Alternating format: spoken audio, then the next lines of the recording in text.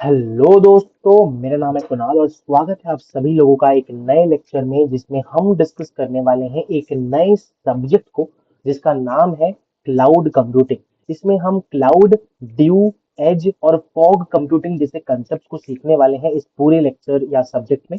ये जो है सेमेस्टर ओरिएंटेड रहने वाला है। बेसिकली हम यहाँ पे कोडिंग या फिर क्लाउड ओरिएंटेड जो कोडिंग वगैरह होता है या फिर कुछ हम डेवलप नहीं करेंगे। बेसिकली हम सीखेंगे जो कंसेप्ट हैं जो कि सेमेस्टर एग्जाम से पूछी जाती है।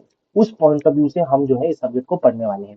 तो सेमेस्टर एग्जाम में क्या क्या चीजें पूछी जाती हैं, क्या क्या चीजें रहती हैं, वो सारी चीजों को मैं कवर करने की कोशिश करूंगा।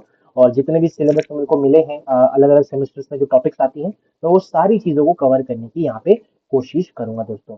तो आज हमारा पहला लेक्चर है, ऐसे करके हमारा दो तीन और लेक्चर्स आएंगी।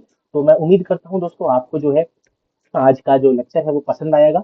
तो चलिए दोस्तों शुरू करने से पहले मैं आपको ये बता देता हूँ, जो भी हमारे लेक्चर नोट्स हैं वो आपको डिस्क्रिप्शन में लिंक मिलेगा, आप वहां से जाके एक्सेस कर सकते हो, पढ़ सकते हो। साथ ही साथ दोस्तों आप टेलीग्राम चैनल को ज्वाइन कर सकते हो, उसका लिंक जो है वो भी आपको डिस्क्रिप्शन में मिल जाएगा, जिसमें आपको बाकी सारे नोट्स, कंसेप्ट, जो भी चीजें स्टडी मटेरियल वगैरह मैं डालता रहता हूँ, तो आप वहां से टेलीग्राम से उसको एक्सेस कर सकते हो। तो चलिए दोस्तों शुरू करते हैं आज का हमारा ये टॉपिक या फिर आज का हमारा ये सब्जेक्ट ऑफ क्लाउड कंप्यूटिंग। सबसे पहली बात दोस्तों, जो क्लाउड कंप्यूटिंग है, ठीक है ना, तो क्लाउड कंप्यूटिंग का जो मेन या कंसेप्चुअल डेफिनेशन है उसमें किसने दिया था, उन्होंने बेसिकली निस्ट जो है, निस्ट हमारे पास क्या होता है, national institute of standards and technology. ये जो है एक इंस्टीट्यूट है, वहां पे 2011 में पीटर मिल और टिमोथी ग्राम्स, इन्होंने जो है एक कंसेप्चुअल डेफिनेशन दिया था क्लाउड कंप्यूटिंग का। और वो डेफिनेशन क्या थी, मैं आपको वो बता दे रहा हूँ। Cloud computing is a model, ठीक है, for enabling ubiquitous convenient on demand network access to the shared pool of resources या फिर computing resources such as network, server, storage, applications and services that can be rapidly provisioned and released with minimal management effort और service provider interaction। इसका क्या मतलब है, बहुत बड़ा definition है, बहुत बहुत ही ज्यादा कह सकते हैं कि बहुत डिस्क्राइबिंग और बहुत ही उम्दा और बहुत ही मजेदार ये डेफिनेशन है क्लाउड कंप्यूटिंग का।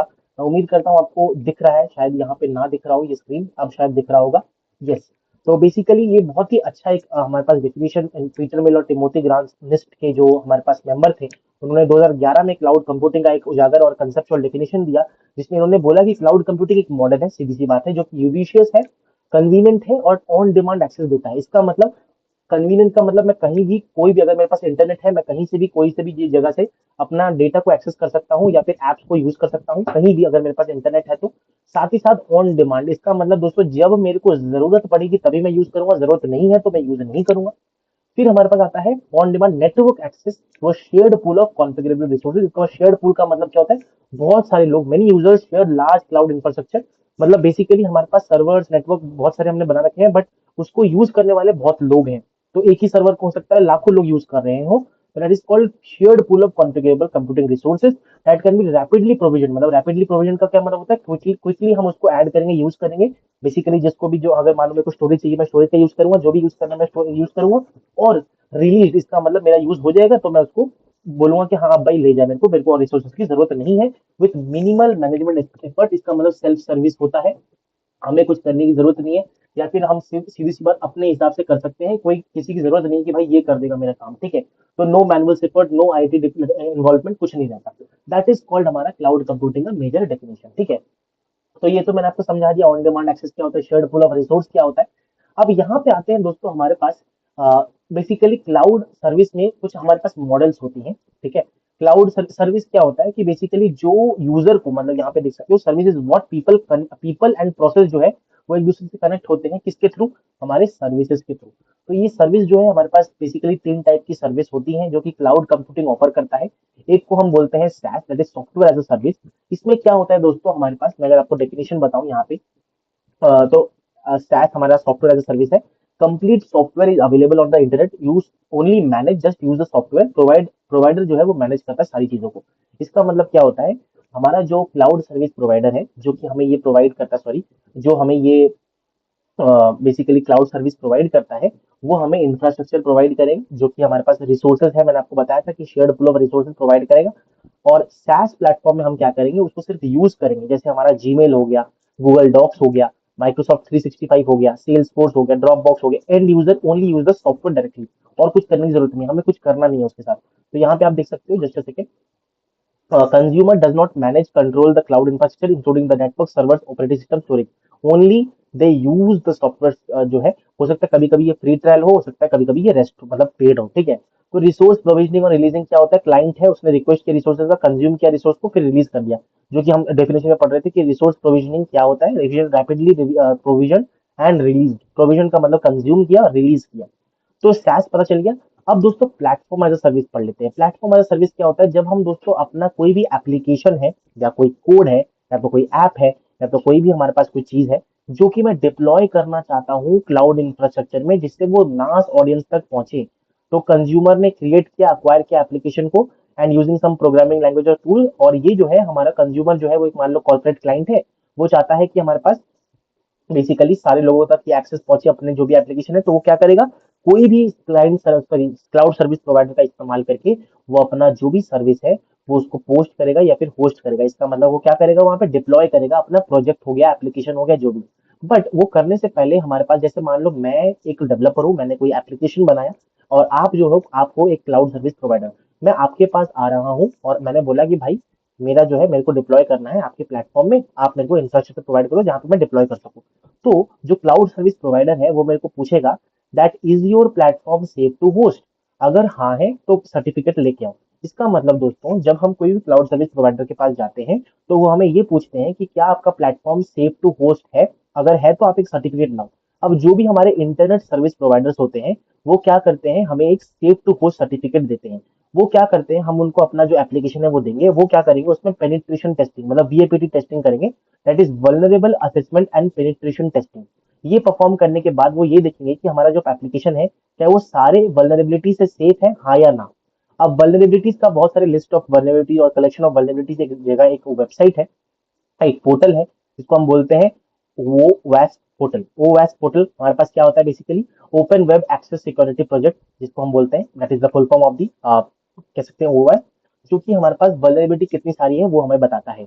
अब ये जो है यहाँ पे क्या करेंगे इंटरनेट सर्विस प्रोवाइडर क्या करेंगे वो सारे वल्नरेबिलिटी को देखेंगे और फिर जज करेंगे कि हमारा एप्लीकेशन सेफ टू होस्ट है कि नहीं। अगर वो है तो एप्लीकेशन इंटरनेट सर्विस प्रोवाइडर को दिया मैंने देखा उन्होंने कि हाँ सेफ टू होस्ट है कि नहीं। अगर सेफ टू होस्ट है तो सर्टिफिकेट मिलेगा एक साल तक या 6-7 महीने तक हमारा वैलिड रहता है।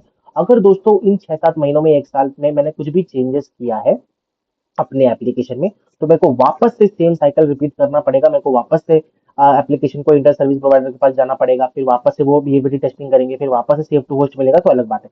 और अगर आपके पास आपकी जो एप्लीकेशन है उसमें कोई वल्नरेबिलिटीज है तो उस केस में दोस्तों आपको एक वीएपीटी रिपोर्ट मिलेगा जिससे आप अपने वल्नरेबिलिटी को सुधार सकते हो।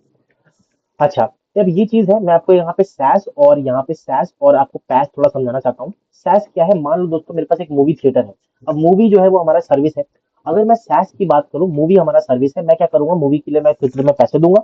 अगर मूवी अच्छी हुई तो ठीक नहीं हुई तो मेरे पैसे बर्बाद। तो सैस हमारा यही बात है मैं पैसे दूंगा सैस के जो भी हमारा सैस सॉफ्टवेयर सर्विस है कोई भी जो हमारा सीएसपी है मतलब क्लाउड सर्विस प्रोवाइडर है मैंने उसको पैसे दिए। अगर वो सर्विस सही रहा तो बढ़िया है अगर नहीं रहा तो मेरे पैसे बर्बाद है। बट पास में क्या होगा पास में मैं क्या करूंगा यहाँ पे देखो ओटीटी प्लेटफॉर्म आ गया। मूवी डायरेक्टर है उसने क्या किया ओटीटी प्लेटफॉर्म में अपना मूवी लिस्ट डाउन कर दिया मतलब अपना मूवी जो है यहाँ पे लिस्ट डाउन किया क्लाइंट ने क्या किया ओटीटी प्लेटफॉर्म को पे किया। अब ओटीटी प्लेटफॉर्म ने मूवी डायरेक्टर को पे किया तो ये हो गया हमारा प्लेटफॉर्म एज अ सर्विस समझ आ गया। नेक्स्ट आता है हमारा IaaS that is called infrastructure as a service. इसमें क्या होता है the cloud service provider provide the virtual server storage network on rent. ठीक है तो जो हमारा क्लाइंट होता है मतलब हम जैसे लोग वो क्या करता है operating system middleware application data इन सबको मैनेज करता है। और जो क्लाउड सर्विस प्रोवाइडर है वो virtualisation layer physical server storage hardware networking hardware ये हैंडल करता है। तो this is the amalgamation of the PaaS that is basically हमारे पास दो प्लेटफॉर्म एज सर्विस और सॉफ्टवेयर एज सर्विस इन दोनों का मिश्रण है आप कह सकते हो ठीक है। अब वही चीज मैं यहाँ पे आपको बता रहा था जैसे सेकंड यहाँ पे हो गया PaaS that is ready to platform to build on run the own app. हम मैनेज करते हैं अपना कोड और डेटा और जो प्रोवाइडर है क्लाउड सर्विस प्रोवाइडर वो मैनेज करता है operating system run time infrastructure वगैरह वगैरह। ठीक है जैसे गूगल ऐप इंजन हो गया हेरोकू हो गया और हमारे पास रेंडर होता है एक वो भी हो गया। आईaaS क्या होता है is called infrastructure as a service. ये क्या होता है हम रेंट बेसिक आईटी इंफ्रास्ट्रक्चर जैसे सर्वर स्टोरेज नेटवर्क उसको रेंट पे लेते हैं। हम अपना ऑपरेटिंग सिस्टम ऐप डेटा इन सबको खुद मैनेज करते हैं। प्रोवाइडर जो है वो मैनेज करता है हार्डवेयर सर्वर वर्चुअलाइजेशन लेयर इन सबको। ठीक है जैसे AWS का EC2 हो गया AWS Azure भी वर्चुअल मशीन हो गया ये सारे हमारे पास एग्जांपल हैं। ओके नाउ दोस्तों हम कुछ क्लाउड के डिप्लॉयमेंट मॉडल्स के बारे में पढ़ने वाले हैं what are the cloud deployment models. ठीक है तो क्लाउड डिप्लॉयमेंट मॉडल्स हमारे पास 4 टाइप के होते हैं। एक होता है हमारा पब्लिक क्लाउड, एक होता है हमारा प्राइवेट क्लाउड, एक होता है हमारा कम्युनिटी क्लाउड, एक होता है हमारा हाइब्रिड क्लाउड। अब पब्लिक क्लाउड क्या होता है दोस्तों? Public cloud is basically third party providers ये इसको ओन करते हैं। पब्लिक क्लाउड AWS हो गया, गूगल, माइक्रोसॉफ्ट हो गया, और कोई भी ये यूज कर सकता है। एनीवन ऑन द इंटरनेट जो है वो ये प्लेटफॉर्म को यूज कर सकता है या क्लाउड को यूज कर सकता है। शेयर्ड इंफ्रास्ट्रक्चर होता है यहाँ पे, चीप होता है, स्केलेबल होता है, मेंटेनेंस वगैरह की जरूरत नहीं पड़ती, लेस कंट्रोल रहता है, तो सिक्योरिटी कंसर्न्स यहाँ पे आ जाती है। प्राइवेट क्लाउड में कोई एक सिंगल ऑर्गेनाइजेशन जो है उसको कंट्रोल करता है, कोई एक ही ऑर्गेनाइजेशन को कंट्रोल करेगा और वो उसी के लिए हमारे पास काम करेगा। तो एक्सपेंसिव होता है, लिमिटेड स्केलेबिलिटी होती है, फुल कंट्रोल हमारे हाथों में रहता है। कम्युनिटी क्लाउड जो है, जब हमारे पास कोई भी ऑर्गेनाइजेशन जिसके सेम गोल है, सेम मिशन है, सेम पॉलिसी है, या फिर सेम हमारे पास बेसिकली थिंकिंग है, वो जो है बेसिकली ये क्लाउड को यूज करते हैं। तो एनजीओ ज्यादातर हमारे पास यहाँ पे कम्युनिटी क्लाउड को यूज करते हैं। एनजीओ वगैरह हो गया, हॉस्पिटल, गवर्नमेंट हो गया। Shared cloud for similar organisation, common compliance रहता है, कॉस्ट शेयरिंग हो जाती है, लिमिटेड एक्सेस रहता है, कोऑर्डिनेट डिफिकल्टी। हाइब्रिड क्लाउड क्या होता है? जब हम पब्लिक या प्राइवेट को मिला देते हैं, या फिर पब्लिक और कम्युनिटी को मिला देंगे क्लाउड को, तो हमारा हाइब्रिड क्लाउड बन जाता है। Sensitive work in private cloud, scalable work in public cloud, ऐसे कर सकते हैं। की आइडिया यही रहता है कि दोनों का अमलगमेशन हम करें। वही बात है, यहाँ पे मैंने आपको वही बताया था। यहाँ पे देखो, public cloud available available for everyday use, या फिर हम ऑल द पब्लिक यूज हम कर सकते हैं। जैसे एनआईसी का मेघराज क्लाउड हो गया। हाँ, एनआईसी का मेघराज क्लाउड हमारे पास दोस्तों गवर्नमेंट ऑफ इंडिया इनिशिएटिव है, जो कि हमारा क्लाउड कंप्यूटिंग में गवर्नमेंट ऑफ जो इंडिया है, उन्होंने क्या इनिशिएटिव लिया था। तो मेघराज क्लाउड इन्होंने बेसिकली SaaS, PaaS और IaaS सारे टाइप के प्रोवाइड करते हैं ये इंफ्रास्ट्रक्चर। प्राइवेट क्लाउड जो है, कोई पर्टिकुलर ऑर्गेनाइजेशन इसको एक्सक्लूसिवली इसको यूज करे, जैसे एचपी का डेटा सेंटर हो गया। कम्युनिटी क्लाउड जब where they have a same common function, जैसे सेम पॉलिसी हो गई, या फिर सेम कंसर्न एम वगैरह वगैरह हो गया। एंड हाइब्रिड होता है amalgamation of all the three, जिसमें क्लाउड जो है वो अपना अलग अलग, जो क्लाउड जैसे पब्लिक और प्राइवेट अपना अपना आइडेंटिटी तो रिटर्न करेंगे ही, बट वो एक साथ काम करेंगे as bound together as a unit. ठीक है, तो ये हो गया हमारे पास 4 टाइप के क्लाउड डिप्लॉयमेंट मॉडल्स। अब दोस्तों कुछ हमारे पास 5 एसेंशियल कैरेक्टरिस्टिक्स हैं जो क्लाउड कंप्यूटिंग के बहुत इंपॉर्टेंट कैरेक्टरिस्टिक्स हैं, वो देख लेते हैं क्या है वो कैरेक्टरिस्टिक्स। सबसे पहला आता है हमारा, 5 है total, that is called on demand self service. इसका मतलब हम जो है डिमांड करेंगे तभी हमें यूज करना है, अगर डिमांड नहीं है तो हम यूज नहीं करेंगे। तो यूजर कैन क्रिएट और remove resources automatically, no human interaction are provided with provider needed. तो launch servers on AWS instantly, जब जरूरत पड़ेगी। ऑन डिमांड का मतलब होता है जब मेरे को जरूरत है तभी मैं यूज करूंगा, नहीं है तो रिलीज कर दूंगा अपने रिसोर्सेज। ब्रॉड नेटवर्क एक्सेस, इसका मतलब कहीं से भी cloud service can be accessible from anywhere in the internet, laptop, phone, tablet, कहीं से भी। ठीक है। रिसोर्स पूलिंग, इसका मतलब रिसोर्स पूलिंग मतलब provider share the infrastructure among many users. ठीक है, एक ही रिसोर्स जो है या एक ही जो सर्विस है वो बहुत लोग यूज कर रहे होंगे, बहुत लोग यहाँ पे यूज कर रहे हैं, तो रिसोर्स पूलिंग हो गया यहाँ पे। ठीक है। रैपिड इलास्टिसिटी का मतलब क्या होता है? अगर मान लो मैं अभी के लिए 2 CPU, मान लो 4 GB रैम यूज कर रहा हूँ, बट अभी मेरे को जरूरत नहीं है, अभी मेरे को 4 GB रैम की जरूरत नहीं है, तो मैं क्या करूंगा, स्केल डाउन करूंगा, स्केल डाउन करके मैं 2 GB रैम कर दूंगा। That is called elasticity. जब चाहे मैं बड़ा घटा सकता हूँ, जो रिसोर्स का यूसेज है, जो यूसेज है रिसोर्सेज का, वो मैं बड़ा घटा सकता हूँ जब मेरा मन करे। तो resources can be scale up और scale down quickly, sudden traffic change को हैंडल कर सकता है। मेजर्ड सर्विस क्या होता है? जब पे एज यू गो, पे एज यू यूज मॉडल, मतलब जितना मैं बेसिकली यूज करूंगा। मान लो मैंने 10 रुपए का सर्विस यूज किया तो 10 रुपए पे करूंगा, 20 रुपए का सर्विस पे किया है तो 20 रुपए का पे करूंगा।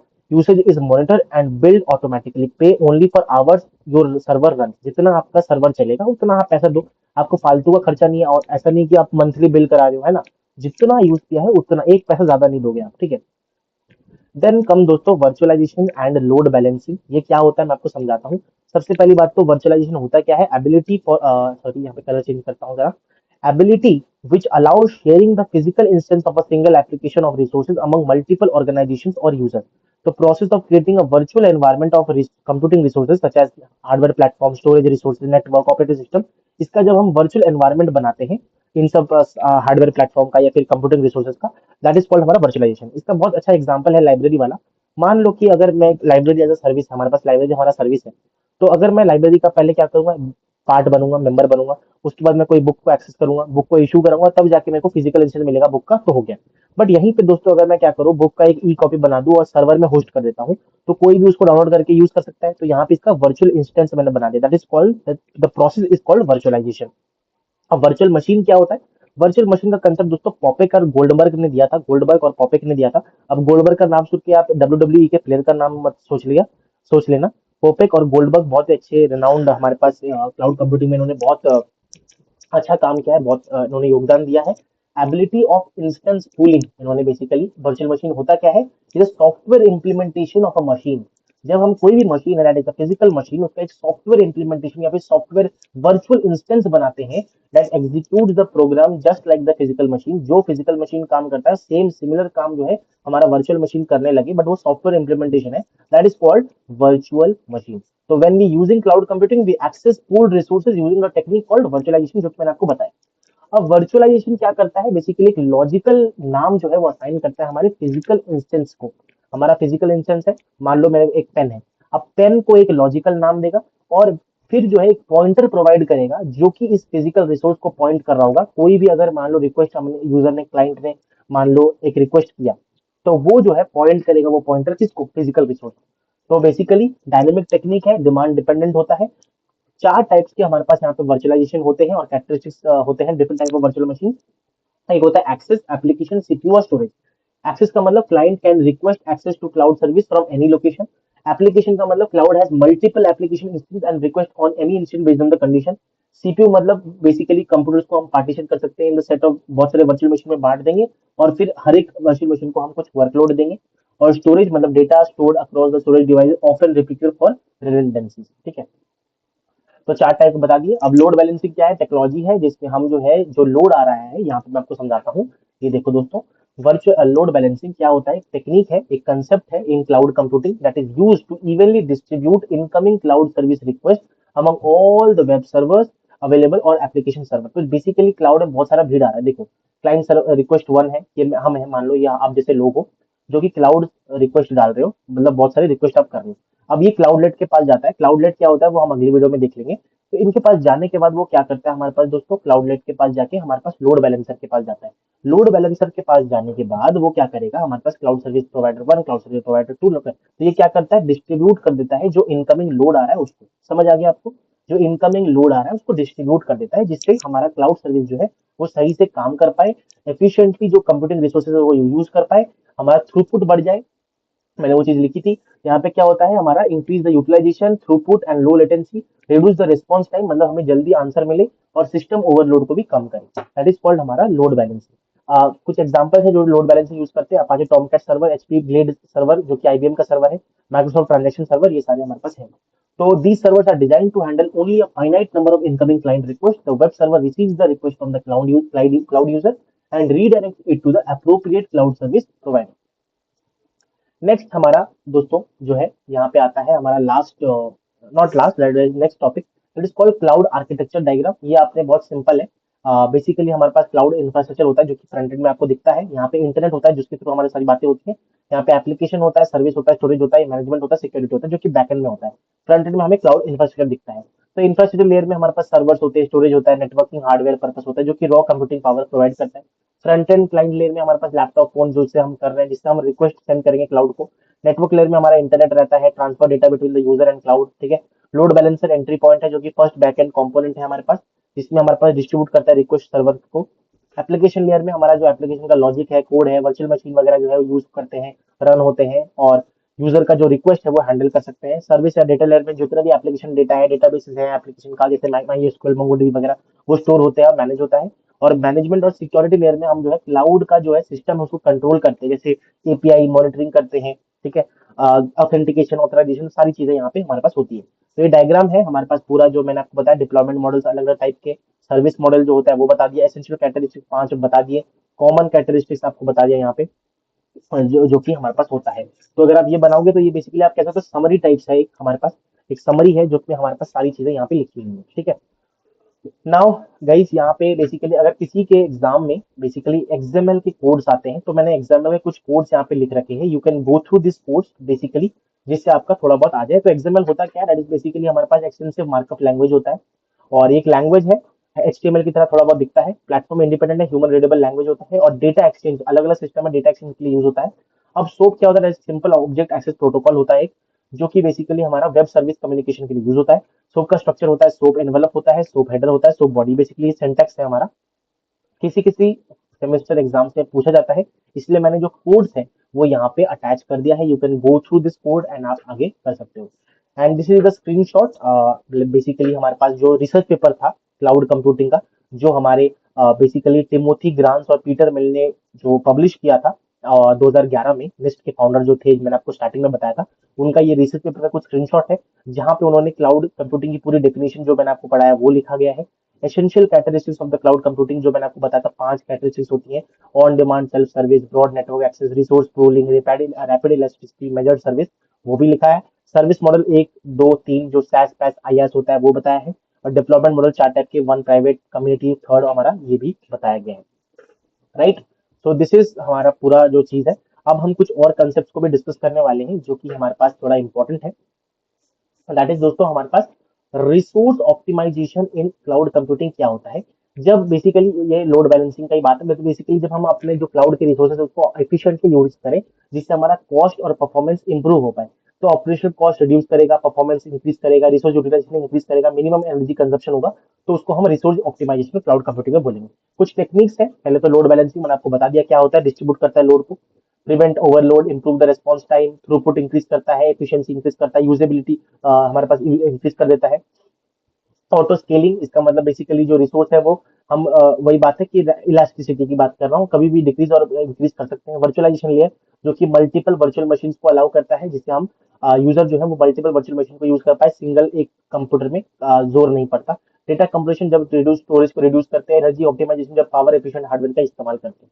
अब यहाँ पे दोस्तों हमारे पास कुछ कंपैरिजन लिखी हुई है क्लाउड कंप्यूटिंग प्लेटफॉर्म्स की, तो you can go through this. जैसे अमेजोन है, अमेजोन का EC2 हो गया, IaaS प्रोवाइड करता है, वर्चुअल सर्वर्स प्रोवाइड करता है। यहाँ पे पे एज यू गो मॉडल है, हमारे पास कॉम्प्लेक्स कॉन्फ़िगरेशन है, कॉस्ट मैनेजमेंट थोड़ा डिफिकल्ट होता है, हाईली स्केलेबल है, रिलायबल है और ग्लोबली अवेलेबल है। और गूगल ऐप इंजन पास प्लेटफॉर्म एज सर्विस की है, बेसिकली है ऑटोमेटिक स्केलिंग और बहुत सारे लैंग्वेज को यहाँ पे सपोर्ट करता है। आप ये गो थ्रू कर सकते हो, ज्यादा बेसिकली हमारे पास थ्योरी हो जाएगा, तो मैं इतना नहीं चाहता हूँ। कंपैरिजन है, आप एक बार पढ़ोगे तो आपको पूरा समझ में आ जाएगा। मेघराज क्लाउड है, बेसिकली हमारा गवर्नमेंट ऑफ इंडिया इनिशिएटिव जो कि हमारा प्रोवाइड करता है, डिजिटल इंडिया के द्वारा ये डेवलप किया गया था। ये SaaS, एस IaaS सब कुछ प्रोवाइड करता है। और सिक्योर गवर्नमेंट क्लाउड है, शेयर्ड इंफ्रास्ट्रक्चर यहाँ पे होता है। तो यहाँ पे पूरी ये जो है कंपैरिजन टेबल भी मैंने डाल दी है, जिससे आप एक वन गो में समरी हमारे पास यहाँ पे है, तो आप कर सकते हो। अब हाइपरवाइजर एक बेसिकली क्या होता है वो हम थोड़ा देखेंगे। हाइपरवाइजर बेसिकली दोस्तों एक सॉफ्टवेयर है, सॉफ्टवेयर मतलब कोड से लिखा गया है, सॉफ्टवेयर बनाया गया है, जिसमें क्या करता है, उसका काम क्या है, वो वर्चुअल मशीन जो होती है ना, हमने पढ़ा था वर्चुअल मशीन क्या होता है। फिजिकल इंस्टेंस बेसिकली हमारे पास जब बनाते हैं, फिर कोई भी फिजिकल इंस्टेंस का हम जब एक वर्चुअल सॉफ्टवेयर बना देते हैं, सॉफ्टवेयर जो कि फिजिकल इंस्टेंस की तरह काम करता है, that is called virtual machine. अब वही चीज को बनाने को और मैनेज करने का काम जो है हाइपरवाइजर का है। तो हाइपरवाइजर दो टाइप के होते हैं, एक होता है टाइप 1 हाइपरवाइजर, जिसे बेयर मेटल भी बोलते हैं, जो कि हमारे हार्डवेयर में डायरेक्टली बात जो है काम करता है, रन करता है, जैसे VMware हो गया, बेटर परफॉर्मेंस और मोर सिक्योर रहता है। बट टाइप 2 हाइपरवाइजर हमारे पास run on the top of the operating system, जैसे वर्चुअल बॉक्स हो गया, VMware वर्कस्टेशन हो गया, easy to install but suitable for testing. Function of hypervisor वही बात है, वर्चुअल मशीन को क्रिएट करना, रिसोर्स एलोकेट करना, आइसोलेशन और मॉनिटरिंग करना। अब सोप मैंने आपको बताया था, सिंपल ऑब्जेक्ट एक्सेस प्रोटोकॉल, और एक रेस्ट होता है जो कि रिप्रेजेंटेशन स्टेट ट्रांसफर होता है। ये एक्सएमएल बेस्ड होता है, हाई सिक्योरिटी रहती है, यहाँ पे थोड़ा लेस सिक्योर होता है, सिंपल होता है, फास्ट होता है, ये थोड़ा स्लो होता है बिकॉज एक्सएमएल कोड है। कंपैरिजन लिखा हुआ है ऑलरेडी, ज्यादा इंपॉर्टेंट नहीं है। वेब सर्वर क्या करता है, मैंने आपको ऑलरेडी बताया था कि जो हमारे यूजर को और एप्लीकेशन जो है उनके बीच में कम्युनिकेशन कराने के लिए ऑन द इंटरनेट हमारे पास वेब सर्विस का यूज होता है। एक है हमारा सोप वेब सर्विस और एक है रेस्टफुल, जो ऊपर पढ़ के आए हैं, ठीक है। मैशअप्स क्या होती है, जो कि हमारे डेटा को कंबाइन करते हैं, डेटा और सर्विस को कंबाइन करती है मल्टीपल सोर्सेज से एक एप्लीकेशन के अंदर। तो वेब सर्विस क्या होता है हमारे पास, mashup combine the API from the different different हमारे पास सर्विसेज, जितने भी सर्विसेज जैसे गूगल मैप का एपीआई हो गया और वेदर एपीआई हो गया, इन दोनों को कंबाइन कर देगा, तो वेब सर्विस मैशअप हो गया।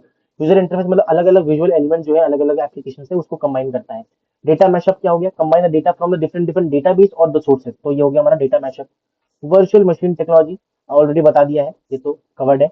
वर्चुअल, हाँ, यहाँ पे वर्चुअल मशीन्स के मतलब बेसिकली वर्चुअलाइजेशन के कुछ प्रॉब्लम्स है, जैसे परफॉर्मेंस ओवरहेड, वर्चुअल मशीन में run slower then the physical system, ठीक है। तो एक कॉमन प्रॉब्लम ये है कि हो सकता है वर्चुअल मशीन जो हम बना रहे हैं वो थोड़ा स्लो हो। सिक्योरिटी रिस्क होता है, हो सकता है कि हमारा वर्चुअल मशीन में बहुत सारे फ्लॉज हो, वल्नरेबिलिटीज हो, थ्रेट हो, तो अटैक आ सकता है, हैकर्स उसको एक्सप्लॉइट कर सकते हैं। VM स्टॉल हो सकता है, बहुत सारे वर्चुअल मशीन अनमैनेज हो तो वो ज्यादा हमारा एफिशिएंसी प्रोवाइड ना करे। सिंगल पॉइंट ऑफ फेलियर मतलब अगर एक होस्ट वाला जो वर्चुअल मशीन है वो अगर फेल हो गया, या फिर होस्ट वाला वर्चुअल मशीन अगर, या होस्ट हमारा फेल हो गया, तो हमारे सारे वर्चुअल मशीन खत्म हो जाएंगे। लाइसेंसिंग इशूज, सॉफ्टवेयर लाइसेंसिंग जो है वो बहुत ज्यादा कॉम्प्लिकेट हो जाता है हमारे वर्चुअल मशीन के अंदर। मल्टी एंटिटी सपोर्ट क्या होता है, shared infrastructure, separate access control, data isolation, मतलब मल्टीपल ऑर्गेनाइजेशंस या फिर कस्टमर जो है, अगर वो सेम क्लाउड प्लेटफॉर्म को अगर यूज कर रहे हैं तो उसको मल्टी एंटिटी बोलेंगे। तो यहाँ पे आता है multi tenancy using cloud data store. इसका मतलब हमारे पास multiple customers share the same application on the database while maintaining isolation. जैसे मान लो कि आप हो और ये मैं हूँ, और ये हमारा सर्विस है, मान लो डेटाबेस हम यूज कर रहे हैं।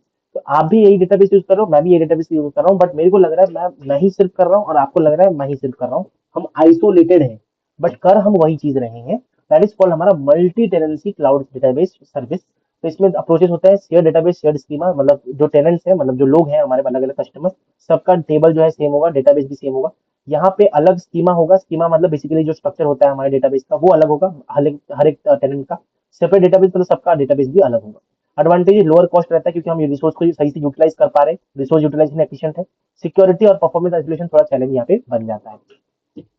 Issues in cloud computing, 5-6 issue लिखी हुई है। सिक्योरिटी इशू रहता है, प्राइवेसी इशू रहता है, डाउन टाइम होता है, वेंडर लॉक-इन, मतलब एक वेंडर मतलब एक क्लाउड सर्विस प्रोवाइडर को अगर मैंने चूज कर लिया, उसके बाद वापस उसको छोड़ के अगर चेंज करेंगे तो कंपैटिबिलिटी इशू, बहुत सारी इशू हमारे पास आती है। कंप्लायंस इशू, लीगल और रेगुलेटरी जो रिक्वायरमेंट्स है उसमें इशू आता है। डेटा लॉस, मतलब हो सकता है हमारा एक्सीडेंटली हम कुछ डेटा को डिलीट भी कर दें। अब इंटर क्लाउड हमारे पास क्या होता है? इंटर क्लाउड मतलब जब हमारे पास अलग अलग क्लाउड सर्विस प्रोवाइडर का जो हमारे पास क्लाउड सिस्टम है वो एक दूसरे के साथ इंटर कनेक्टेड रहे, तो that is called inter cloud. Inter cloud, ठीक है। इसको हम बाद में पढ़ेंगे, अभी के लिए हम पढ़ रहे हैं cloud, sorry, quality of service, that is called QoS. ये थोड़ा इंपॉर्टेंट टॉपिक है। क्वालिटी ऑफ सर्विस क्या होता है दोस्तों? बेसिकली इसका मतलब होता है, क्वालिटी ऑफ सर्विस दोस्तों होता है बेसिकली हमारे पास परफॉर्मेंस, जो क्लाउड सर्विस प्रोवाइडर है ना, वो ना जो कस्टमर होता है उसको कोई एक बेसिकली क्या करता है, परफॉर्मेंस गारंटी करता है कि हमारा स्पीड इतना है, हमारा रिलायबिलिटी इतना है, हमारा अवेलेबिलिटी इतना है, हमारा परफॉर्मेंस इतना है, ये बताता है। जिससे जो है यूजर जो है या कस्टमर जो है वो उस चीज को खरीदता है या फिर पे करता है उसके लिए। अब वही चीज बेसिकली यूजर जो है एक्सपेक्ट करता है कि क्लाउड प्रोवाइडर जो है, क्लाउड सर्विस प्रोवाइडर, वो डिलीवर करेंगे जो कि उन्होंने बोला था। तो क्यूओएस जो है वो यही चीज को मेंटेन करने की कोशिश करता है कि क्या क्वालिटी ऑफ सर्विस हमें मिल रही है। इसका मतलब क्या हम यूजर्स को सही पहुंचा पा रहे हैं, सामान जो हमने प्रॉमिस किया क्या वो हम दे रहे हैं। That is called quality of service. तो क्वालिटी ऑफ सर्विस के कुछ पैरामीटर्स होते हैं, जैसे अवेबिलिटी, इसका मतलब कितना टाइम जो हमारा क्लाउड सर्विस है वो एक्टिव रहता है, एक्सेसिबल रहता है लोगों के लिए। रिलायबिलिटी मतलब ability of the cloud system to operate without any failure. Scalability, जब क्लाउड रिसोर्सेज जो है वो हम इंक्रीज और डिक्रीज कर पाए, वही इलास्टिसिटी की बात है। जैसा वर्कलोड रहेगा मैं इंक्रीज और डिक्रीज कर पाऊँ उसका usage. Response time, time taken to the cloud service to respond to the user request. कोई यूजर अगर रिक्वेस्ट कर रहा है तो कितना टाइम लग रहा है उसको रिक्वेस्ट बैक करने के लिए, मतलब रिप्लाई देने के लिए। Throughput, amount of data process and transfer in given time. तो ये सब हमारे पास कुछ पैरामीटर्स होते हैं जिसपे हमारा क्वालिटी ऑफ जो सर्विस है, क्वालिटी ऑफ सर्विस को हम जज करते हैं। ये कुछ एडिशनल मेट्रिक्स हैं, जैसे latency, delay before data transfer, jitter है, डिले है, ये थोड़ा बहुत आप गो थ्रू कर सकते हो। क्यूएस के कुछ चैलेंजेस भी होते हैं, मतलब क्वालिटी ऑफ सर्विसेज के चैलेंजेस जो क्लाउड में हमें देखने को मिलता है। पहला आता है रिसोर्स कंटेंशन, जो कि मल्टीपल, अगर मान लो, क्योंकि क्लाउड में क्या होता है हमारे पास शेयर्ड पूल ऑफ रिसोर्स होता है, राइट। तो यहाँ पे हमारा मल्टीपल यूजर जो है सेम, यहाँ पे कोई यूज कर रहा है, यहाँ पे कोई यूज कर रहा है। अगर मान लो ये बंदा ज्यादा यूज कर लेता है क्लाउड सर्विस रिसोर्सेज को, तो इसके लिए भाई दिक्कत हो जाएगी, अफेक्ट होगा इससे। That is called resource contention. Network congestion, network अगर हाई ट्रैफिक हो गया तो कम्युनिकेशन स्लो हो जाएगा। कॉस्ट, और ये क्यूएस को बेटर प्रोवाइड करने के लिए कॉस्ट बढ़ाना पड़ेगा, है ना, मोर रिसोर्स डालना पड़ेगा, कॉस्ट बढ़ाना पड़ेगा, तो वो ट्रेड ऑफ रहता है। देन दोस्तों आता है हमारा क्लाउड माइग्रेशन। क्या होता है cloud migration? Process of moving data, application और service to the cloud computing environment. जब हम क्या करते हैं, मान लो कि एक जगह से दूसरी जगह अपने क्लाउड, बेसिकली क्लाउड में मूव करते हैं, क्लाउड में अपना सर्विस में मूव करते हैं, या फिर अपने डेटा को, एप्लीकेशन को, सर्विस को अलग अलग क्लाउड प्लेटफॉर्म्स में अगर मूव करते हैं, that is called cloud migration. जिसमें दो टाइप होती है, एक होता है हमारा इंटर क्लाउड और एक होता है intra cloud. Inter cloud migration क्या होता है हमारे पास? जब माइग्रेशन होता है डिफरेंट डिफरेंट क्लाउड प्रोवाइडर्स के बीच में। जैसे मान लो मैं पहले एडब्ल्यूएस क्लाउड सर्विस यूज कर रहा था, अब मैं गूगल क्लाउड यूज कर रहा हूँ, दैट इज कॉल्ड हमारा क्लाउड माइग्रेशन। तो यहाँ पे कंपैटिबिलिटी प्रॉब्लम्स आती है, सिक्योरिटी कंसर्न रहता है, रिलायबिलिटी डिफरेंस रहता है। इंट्रा क्लाउड में क्या होता है? जब हम सेम ही क्लाउड में बट डिफरेंट डिफरेंट रीजन में हमारे पास माइग्रेट करते हैं। जैसे मान लो वन एडब्ल्यूएस रीजन में था मैं, अब दूसरे एडब्ल्यूएस रीजन में मैं चला गया, अब इंडिया में था, अब मैं मान लो यूरोप में हूँ। इस ऐसे बोलते हैं हम इसको intra intra cloud migration. Same ही क्लाउड सर्विस प्रोवाइडर्स में, बट मैं अलग अलग रीजन में यहाँ पे कर रहा हूँ। अब आता है स्ट्रीमिंग इन क्लाउड। क्या होता है? जब हम मीडिया और डेटा को continuously over the internet deliver कर रहे हैं यूजिंग द क्लाउड इंफ्रास्ट्रक्चर, जैसे वीडियो, ऑडियो, आपने पता होगा यूट्यूब हो गया, स्पॉटिफाई हो गया, दैट इज कॉल्ड हमारा स्ट्रीमिंग। एडवांटेज क्या होता है? Scalability, global access, reduce local storage. Challenges cloud streaming में लेटेंसी, बैंडविड्थ और बफरिंग वगैरह आपने देखा होगा, video pause due to slow network. ये सब कुछ मुसीबत आती है, ज्यादा इंपॉर्टेंट नहीं है बट बता दिया। अब एक टॉपिक है quality of service monitoring in the cloud infrastructure. ये क्या होता है? जब हम मॉनिटर करते हैं, कंटिन्यूसली चेक करते हैं कि हमारा जो, बेसिकली जब हम कंटिन्यूसली चेक करते हैं कि जो हमारा क्यूएस पैरामीटर है वो सही से है कि नहीं, कंट्रोल परफॉर्मेंस सही है कि नहीं जब हम चेक करते हैं, कॉल्ड QoS मॉनिटरिंग, मतलब क्वालिटी ऑफ सर्विस मॉनिटरिंग। हम रेगुलरली कंटिन्यूसली चेक करते हैं कि हमारा परफॉर्मेंस सही है कि नहीं। तो इसमें क्या चेक करते हैं, CPU usage, memory usage, network latency, throughput. इससे हम मॉनिटर करते हैं कि क्या हम सही परफॉर्मेंस प्रोवाइड कर रहे हैं या नहीं कर रहे हैं। बेनिफिट क्या होता है इसका, detect the failures early, improve the performance. अब मैं आपको बताया था कि मैं इंटर क्लाउड बाद में पढ़ाऊंगा, अब आ चुका है। जब इंटर क्लाउड क्या होता है, जब network of the interconnected cloud provider, अलग अलग क्लाउड, मान लो AWS है, गूगल है, ठीक है, और मेघराज है, ये तीनों जो है एक दूसरे से कनेक्ट कर रहे हैं या फिर इंटरकनेक्टेड है, तो उसको हम बोलते हैं इंटर क्लाउड इशूज या फिर इंटर क्लाउड हमारे पास बोलते हैं। अब इसमें कुछ इश्यूज आती है, क्या है, पहला आता है हमारा कंपैटिबिलिटी का, अलग अलग टेक्नोलॉजी यूज करती है, अलग अलग प्लेटफॉर्म स्टैंडर्ड यूज करते हैं, तो इसमें कंपैटिबिलिटी इशू आता है। सिक्योरिटी प्राइवेसी का इशू आता है, डेटा ट्रांसफर इशू आता है, लार्ज स्केल माइग्रेशन जो है वो बहुत ज्यादा स्लो और कॉस्टली हो जाता है। रिसोर्स मैनेजमेंट भी हमारे पास यहाँ पे इशू आता है, efficient sharing and allocation of the distributed cloud resources challenging होता है। तो वही चीज है, इंट्रा और क्लाउड माइग्रेशन मैंने आपको एक फोटो के थ्रू यहाँ पे दिखाया है, यू कैन गो थ्रू, ज्यादा इंपॉर्टेंट नहीं है। और सारी चीजों को हमने यहाँ पे डिस्कस किया। अब नेक्स्ट वीडियो में हम कुछ और चीजों के बारे में डिस्कस करेंगे अलग अलग, जैसे मैंने आपको बताया था यहाँ पे, जस्ट सेकंड, यहाँ पे मैंने आपको बताया था जब starting of the video I told you कि हमारे पास है क्लाउड, फिर आता है एज, फिर आता है ड्यू, फिर आता है फॉग। तो क्लाउड तो हमने पढ़ लिया और बहुत सारे कंसेप्ट इसके अंदर हमने डिस्कस करी। अब एज पढ़ेंगे, ड्यू पढ़ेंगे और फॉग पढ़ेंगे, और फिर अटैक्स के बारे में पढ़ेंगे, क्लाउड कंप्यूटिंग में कौन से अटैक्स होते हैं। तो ये सारी चीजें हमें दोस्तों अब जो है नेक्स्ट पढ़नी है, नेक्स्ट वीडियो में, नेक्स्ट लेक्चर में। एंड मैं उम्मीद करता हूँ दोस्तों आपको आज का जो लेक्चर है वो पसंद आया होगा, मजा आया होगा आज के लेक्चर में। अगर दोस्तों मजा आया है, please hit the like button right away, अपने दोस्तों के साथ इस वीडियो को शेयर कीजिए, and please like the video, hit the like button, दोस्तों के शेयर कीजिए, सब्सक्राइब करिए, टेलीग्राम चैनल को ज्वाइन करिए। एंड हम मिलेंगे ऐसे एक धमाकेदार लेक्चर में, तब तक के लिए thank you so much, bye bye. Hello दोस्तों, मेरा नाम है कुणाल और स्वागत है आप सभी लोगों का एक नए सब्जेक्ट में। बेसिकली नया subject that is cloud computing. इससे पहले हमने पार्ट 1 क्लाउड कंप्यूटिंग का कवर किया हुआ है। ये हमारा पार्ट 2 होने वाला है क्लाउड कंप्यूटिंग का, जिसमें हम बाकी सारे कंसेप्ट्स के बारे में, जैसे माइसेफ कंप्यूटिंग क्या होता है, माइसेफ कंप्यूटिंग, एंड ऑल्सो हम जानेंगे क्लाउड सिम के बारे में। ऑल्सो हम जानेंगे कि types of attacks that is cloud में सिक्योरिटी, क्लाउड सिक्योरिटी आर्किटेक्चर के बारे में हम यहाँ पे डिस्कस करने वाले हैं। तो बेसिकली आज हम माइसेफ कंप्यूटिंग और क्लाउड सिक्योरिटी आर्किटेक्चर को डिस्कस करेंगे। जो भी टॉपिक्स और बेसिकली कंसेप्ट्स को हम डिस्कस करने वाले हैं दोस्तों, वो मैंने ट्राई किया है कि जितने भी यूनिवर्सिटीज़ हैं उनके साथ अलाइंड हो। तो अगर आपका यूनिवर्सिटी में जो भी टॉपिक है, मैंने सारे टॉपिक्स जो इस वीडियो में हम कवर करने वाले हैं वो मैंने इस वीडियो के नीचे डिस्क्रिप्शन में डाल दिया है। आप उसको देख के यहाँ पे चेकआउट करके पढ़ सकते हो, राइट। तो शुरू करने से पहले दोस्तों मैं आपको ये बता देता हूँ, अगर आपने अभी तक टेलीग्राम चैनल ज्वाइन नहीं किया तो उसका लिंक आपको डिस्क्रिप्शन में मिल जाएगा, वहाँ से जाके आप ज्वाइन कर सकते हो। साथ ही साथ दोस्तों, अगर आपने अभी तक हमारा चैनल सब्सक्राइब नहीं किया है तो प्लीज़ इस छोटे से चैनल को सब्सक्राइब करके ग्रो करने में हेल्प करिए, राइट। तो चलिए दोस्तों, स्टार्ट करते हैं आज का हमारा ये lecture, that is part 2 of cloud computing subject, that is हमारा इंट्रोडक्शन। सबसे पहले हम देख लेते हैं क्लाउड कंप्यूटिंग होता क्या है। हमने ऑलरेडी इसको डिस्कस किया है। बेसिकली ये on demand delivery of the computing services, जैसे server, storage, database, networking, software, analytics, intelligence, हर चीज़ जो है बेसिकली हम जब ऑन डिमांड डिलीवर करते हैं in a fast internet, on the internet, over the internet, that is called cloud, है ना। ये तो हमने पहले भी पढ़ा था। और क्लाउड कंप्यूटिंग के अंदर ही बहुत सारी चीज़ें आती हैं। जैसे दोस्तों हम गूगल ड्राइव का इस्तेमाल करते हैं, क्यों करते हैं? बिकॉज वहाँ पे हम क्लाउड में स्टोर कर सकते हैं, हमें ज़्यादा मिलता है, हम क्लाउड में स्टोर करके रख सकते हैं, और बेसिकली ऑन डिमांड जब भी हमें ज़रूरत पड़े उसकी हम यूज़ कर सकते हैं ना। हम अपने फाइल्स और फोल्डर्स जो लोकल स्टोरेज में ज़्यादा स्टोर नहीं करते हैं, दैट इज़ कॉल्ड क्लाउड, है ना। अब इसको हमने बहुत डिटेल में पिछली वीडियो में डिस्कस भी किया हुआ है, तो अगर आपने वो नहीं देखा तो देख लेना।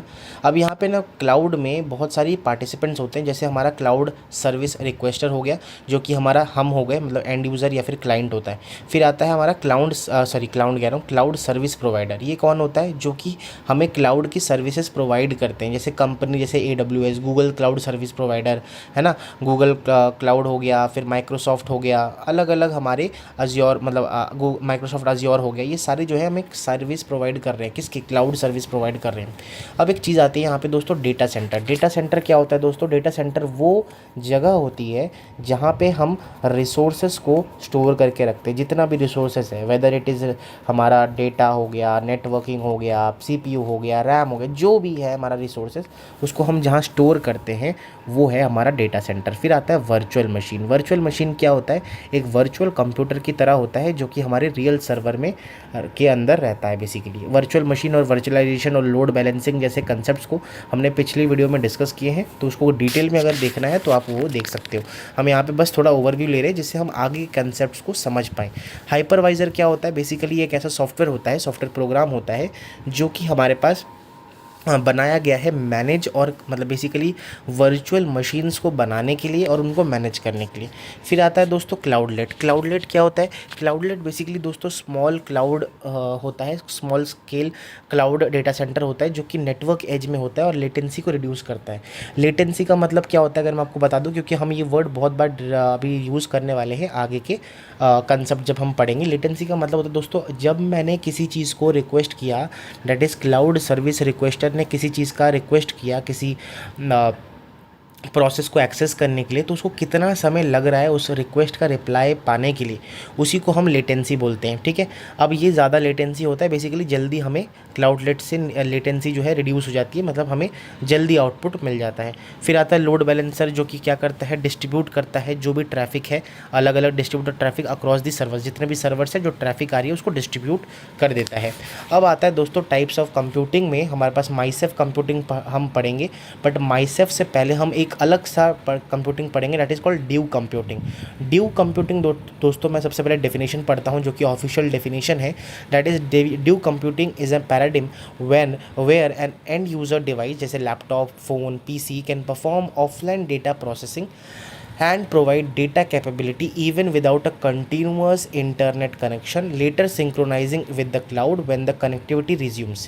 सीधी सी बात दोस्तों ये है कि ये ड्यू कंप्यूटिंग एक ऐसा तरीका है कंप्यूटिंग का जिसमें हम डिवाइसेस को अलाउ करते हैं कि वो विदाउट इंटरनेट काम करे, डेटा का प्रोसेसिंग करे, और जब नेट इंटरनेट हमें वापस आ जाए तब हम वो जो पूरा कंप्यूटिंग और प्रोसेसिंग हुआ है डेटा का वो वापस हम क्लाउड में सिंक कर लें। ये जो है ये कंसेप्ट जो है पूरा ड्यू कंप्यूटिंग का, वो एक चाइनीज़ इंजीनियर 2015 में एक चाइनीज़ इंजीनियर यिंग वी वांग, मैं उम्मीद करता हूँ मैं ये सही प्रोनाउंस कर रहा हूँ, यिंग वी वांग करके एक चाइनीज़ इंजीनियर थे जिन्होंने ये पर्टिकुलर ड्यू कंप्यूटिंग का कंसेप्ट आइडिया जो है वो लाया था, इंट्रोड्यूस किया था। इनका आइडिया ये था कि डेटा प्रोसेसिंग और डेटा कैपेबिलिटी जो है क्लाउड कंप्यूटिंग में ऑफलाइन मोड में भी हो पाए। तो बेसिकली यहाँ पे क्या होना चाहिए, हमारा कोई भी डिवाइस है जिसमें हम ड्यू कंप्यूटिंग यूज़ करना चाहते हैं वो वाईफाई अनेबल्ड होना चाहिए और वो ऑनलाइन और ऑफलाइन दोनों मोड में काम कर सकता हो। ऑफलाइन अगर है बेसिकली तो वो क्या करेगा, लोकल में ही हमारे पास लोकली डेटा प्रोसेसिंग करेगा और जैसे ही इंटरनेट या ऑनलाइन आ जाएगा तो वो सिंक कर लेगा पूरे डेटा प्रोसेसिंग को वाईफाई के थ्रू। अब local autonomy that is device can function even when disconnect from the cloud. अगर वो क्लाउड से डिस्कनेक्टेड भी है तो हमारा डिवाइस जो है वो फंक्शन कर सकता है, डेटा को प्रोसेस कर सकता है। यहाँ पे दो प्रॉपर्टीज़ जो दोस्तों हमारे पास कंबाइन होती है, एक होता है इंडिपेंडेंस की ऑफलाइन में भी ये काम कर सकता है, एंड कोलैबोरेशन की, अगर हम क्लाउड के साथ जो कोलैबोरेशन कर रहे हैं बेसिकली सिंक कर पा रहे हैं अपने डेटा प्रोसेसिंग को। तो due computing is very important in the perspective of कि ऑफलाइन में कैसे हम अपना क्लाउड कंप्यूटिंग की कैपेबिलिटी को ला पाएँ, है ना। तो due computing basically wifi enabled होता है और हमेशा जो है ज़रूरी नहीं है कि वो ऑनलाइन हो, ऑनलाइन होगा तो हमारा जो भी डेटा है वो सिंक हो जाएगा क्लाउड के साथ। जैसे आपने देखा होगा दोस्तों, अगर आपने गूगल डॉक्स या फिर मान लो एक्सेल वगैरह यूज़ किया है तो कभी कभी आपका इंटरनेट चले जाता है तो वो क्या बताता है कि क्लाउड में अभी तक सेव नहीं हुआ है ना। और जैसे ही हमारा वापस इंटरनेट आता है तो आपका बोलता है कि आपका पूरा जो डेटा है वो क्लाउड में सेव हो चुका है। दैट इज़ कॉल्ड दोस्तों ड्यू कंप्यूटिंग कह सकते हैं। एज और फॉग कंप्यूटिंग जो हम आगे पढ़ने वाले दोस्तों, उसमें हमारे पास एक चीज़ होती है, वो हमेशा वाईफाई अनेबल्ड होना चाहिए। पहली बात तो जैसे ही ड्यू था, ड्यू भी वाईफाई अनेबल था, बट यहाँ पे दोस्तों ऑलवेज़ ऑनलाइन, ऐसा नहीं कि ऑफलाइन होगा। ऑफलाइन हमारा डेटा प्रोसेसिंग एज वगैरह या फिर फॉग कंप्यूटिंग में नहीं होता है ना। तो ये हो गया हमारा दोस्तों ड्यू कंप्यूटिंग के बारे में कुछ बातचीत। तो ड्यू वही बात है कि कॉन्ट्रैक्ट वर्क ऑफलाइन मैंने लिख दिया है। अब यहाँ पे ना कुछ दोस्तों कुछ कंसेप्ट्स आती हैं, जैसे हमारे पास यहाँ पे DTN that is called delay tolerant network. ये क्या होता है, एक ऐसा नेटवर्क होता है जो कि हम ड्यू कंप्यूटिंग में यूज़ करते हैं। बेसिकली ये क्या करता है, ये कॉन्टेक्स्ट जो है या फिर ये कंसेप्ट है डिले टॉलरेंट नेटवर्क का, ये केविन फॉल ने दिया था कि बेसिकली हमारा डेटा को हम स्टोर करके रखें जब तक हमें इंटरनेट कनेक्शन जब तक ना मिले, है ना। Data stored until the connection is restored, है ना। इसी को हम डिले टॉलरेंट नेटवर्क बोलते हैं। अब आता है दोस्तों नेटवर्क कंजेशन। ये क्या होता है, बेसिकली हैवी ट्रैफिक की वजह से जो क्लाउड सर्विस रिक्वेस्टर जो डेटा को सेंड कर रहा है राउटर को, वो क्या करेगा, स्प्लिटिंग और फ्रैगमेंटेशन वहाँ पे होता है। और ड्यू कंप्यूटिंग में स्पेशली ये चीज़ होती है, स्प्लिटिंग और फ्रैगमेंटेशन, जिससे हम क्या कर पाएँ, हम यहाँ पे TCP और UDP प्रोटोकॉल्स का यूज़ करते हैं। TCP हमारा स्लोअर है बट मोर रिलायबल है, जहाँ पर हमारा UDP जो है वो फास्टर है बट रिलायबल कम है ना। तो यहाँ पे हमारा कंसेप्ट आता है टाइम टू लीव का, कि क्योंकि ड्यू कंप्यूटिंग हम यूज़ कर रहे हैं तो कंटिन्यूसली जो डेटा पैकेट्स है वो जा रही हैं। तो कंटिन्यूसली जैसे ही डेटा पैकेट्स हमारी जा रही हैं तो वो क्या होती है कि अगर बहुत टाइम किसी डेटा पैकेट को हो गया है तो उसको हम क्या करते हैं, अपने जो भी जहाँ पे हम उसको स्टोर करके रख रहे हैं लोकली, उससे हम हटा देते हैं, डंप कर देते हैं, जिससे भाई हम और भी बाकी पैकेट्स को भी ला पाएँ, है ना। तो कोई भी पैकेट जितना टाइम रहता है that is basically time to live, हर एक पैकेट का remove the old packets while continuous processing, है ना। तो ये ड्यू कंप्यूटिंग का पूरा आर्किटेक्चर है। अगर मैं आपको यहाँ पे दिखाऊँ तो यूज़र डिवाइस से वाईफाई एनेबल्ड होना चाहिए, राउटर में डेटा जाएगा, डेटा पैकेट जाएंगे, वहाँ पे स्प्लिटिंग और फ्रैगमेंटेशन होगा। TCP UDP हमारे पास यहाँ पे यूज़ होता है। TCP हमारे पास ज़्यादा रिलायबल होता है बट स्लो होता है, बट UDP फास्टर होता है बट लेस रिलायबल होता है। फिर दोस्तों हमारा लोकल स्टोरेज जो करते हैं, अगर हमारा इंटरनेट आ गया तो सिंक कर लेंगे हम अपने क्लाउड में जो बादल बना हुआ है, ठीक है। तो dew device works offline and later syncs to the cloud. Advantages क्या है ड्यू कंप्यूटिंग की, विदाउट इंटरनेट काम करेगा, सबसे पहला एडवांटेज यही है। डिपेंडेंसी जो है वो हमारे पास यहाँ पे cloud connectivity, constant cloud connectivity पर डिपेंडेंसी जो है वो रिड्यूस कर देता है। यूज़र एक्सपीरियंस को इंप्रूव करता है क्योंकि लो बैंडविड्थ है, डैट इज़ अगर डेजर्ट्स या फिर हम माउंटेन्स वगैरह में हम ड्यू कंप्यूटिंग, क्योंकि जहाँ पे नेटवर्क कनेक्टिविटी इतनी अच्छी नहीं होती है, वहाँ पे हम ड्यू कंप्यूटिंग का इस्तेमाल कर सकते हैं और बैंडविड्थ जो है वो सेव करके यहाँ पे रखता है। Offline email clients, Google Docs offline, जैसे कि मैंने आपको एग्जांपल बताया, डिजास्टर जोन कम्युनिकेशन वगैरह जगह में हम ड्यू कंप्यूटिंग का इस्तेमाल कर सकते हैं।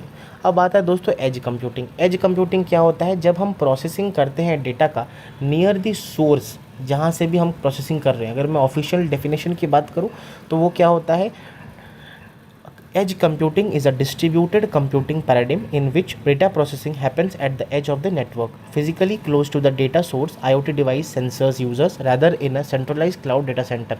इसका मतलब दोस्तों जब भी हम अपने डेटा को, जहाँ से वो डेटा जनरेट हो रहा है वहीं से हम उसको प्रोसेस करते हैं, प्रोसेस करें, instead of sending it to the cloud, है ना। हम उसको क्लाउड में ना भेजकर, मतलब डेटा सेंटर्स पे ना भेजकर, हम क्या करेंगे, जहाँ पे डेटा जनरेट हो रहा है वहीं पे उसको प्रोसेस करेंगे। उस कंप्यूटिंग प्रोसेस पैराडिम को हम क्या बोलते हैं, एज कंप्यूटिंग बोलते हैं। Smart cities, autonomous vehicles, health care monitoring में हम एज कंप्यूटिंग का इस्तेमाल करते हैं। बेनिफिट क्या है एज कंप्यूटिंग का, फास्टर रेस्पॉन्सेज, बैंडविड्थ सेव होती है, प्राइवेसी को इम्प्रूव हम कर सकते हैं। ये जो है हम हमेशा एज कंप्यूटिंग को एज ऑफ द नेटवर्क में करते हैं। और एक बात कैरेक्टरिस्टिक, जैसे कि मैंने ऊपर बताया कि हमारा एज कंप्यूटिंग में ऑलवेज ऑनलाइन होना चाहिए और वाईफाई अनेबल डिवाइस होनी चाहिए। ये जो है लेटेंसी को रिमूव करती है, बिकॉज बिल्कुल ही हमारा नियर टाइम में या बिल्कुल जो नियर एज है हमारे जहाँ डिवाइस का, वहीं हम कंप्यूटिंग कर रहे हैं। तो जैसे ही क्लाउड सर्विस रिक्वेस्टर ने कुछ रिक्वेस्ट भेजा तो वापस जल्दी से फास्टली हमें आउटपुट मिल जाता है, ठीक है। तो reduce the data send to the cloud and always online and wifi enable, ठीक है। तो ये एज डिवाइसेस क्या क्या है वो लिखी हुई हैं। आर्किटेक्चर क्या है, जैसे IoT सेंसर एज नोड होगा हमारे पास नियर द नेटवर्क, तो वहीं पे हमारा लोकल प्रोसेसिंग हो जाता है। तो data processing at the edge of the node before reaching the cloud. Benefits मैंने आपको ऑलरेडी डिस्कस कर दिया, low latency, bandwidth saving, privacy, reliability. Use cases भी बता दिया है, smart cities, AR VR, smart factories, health care monitoring वगैरह वगैरह।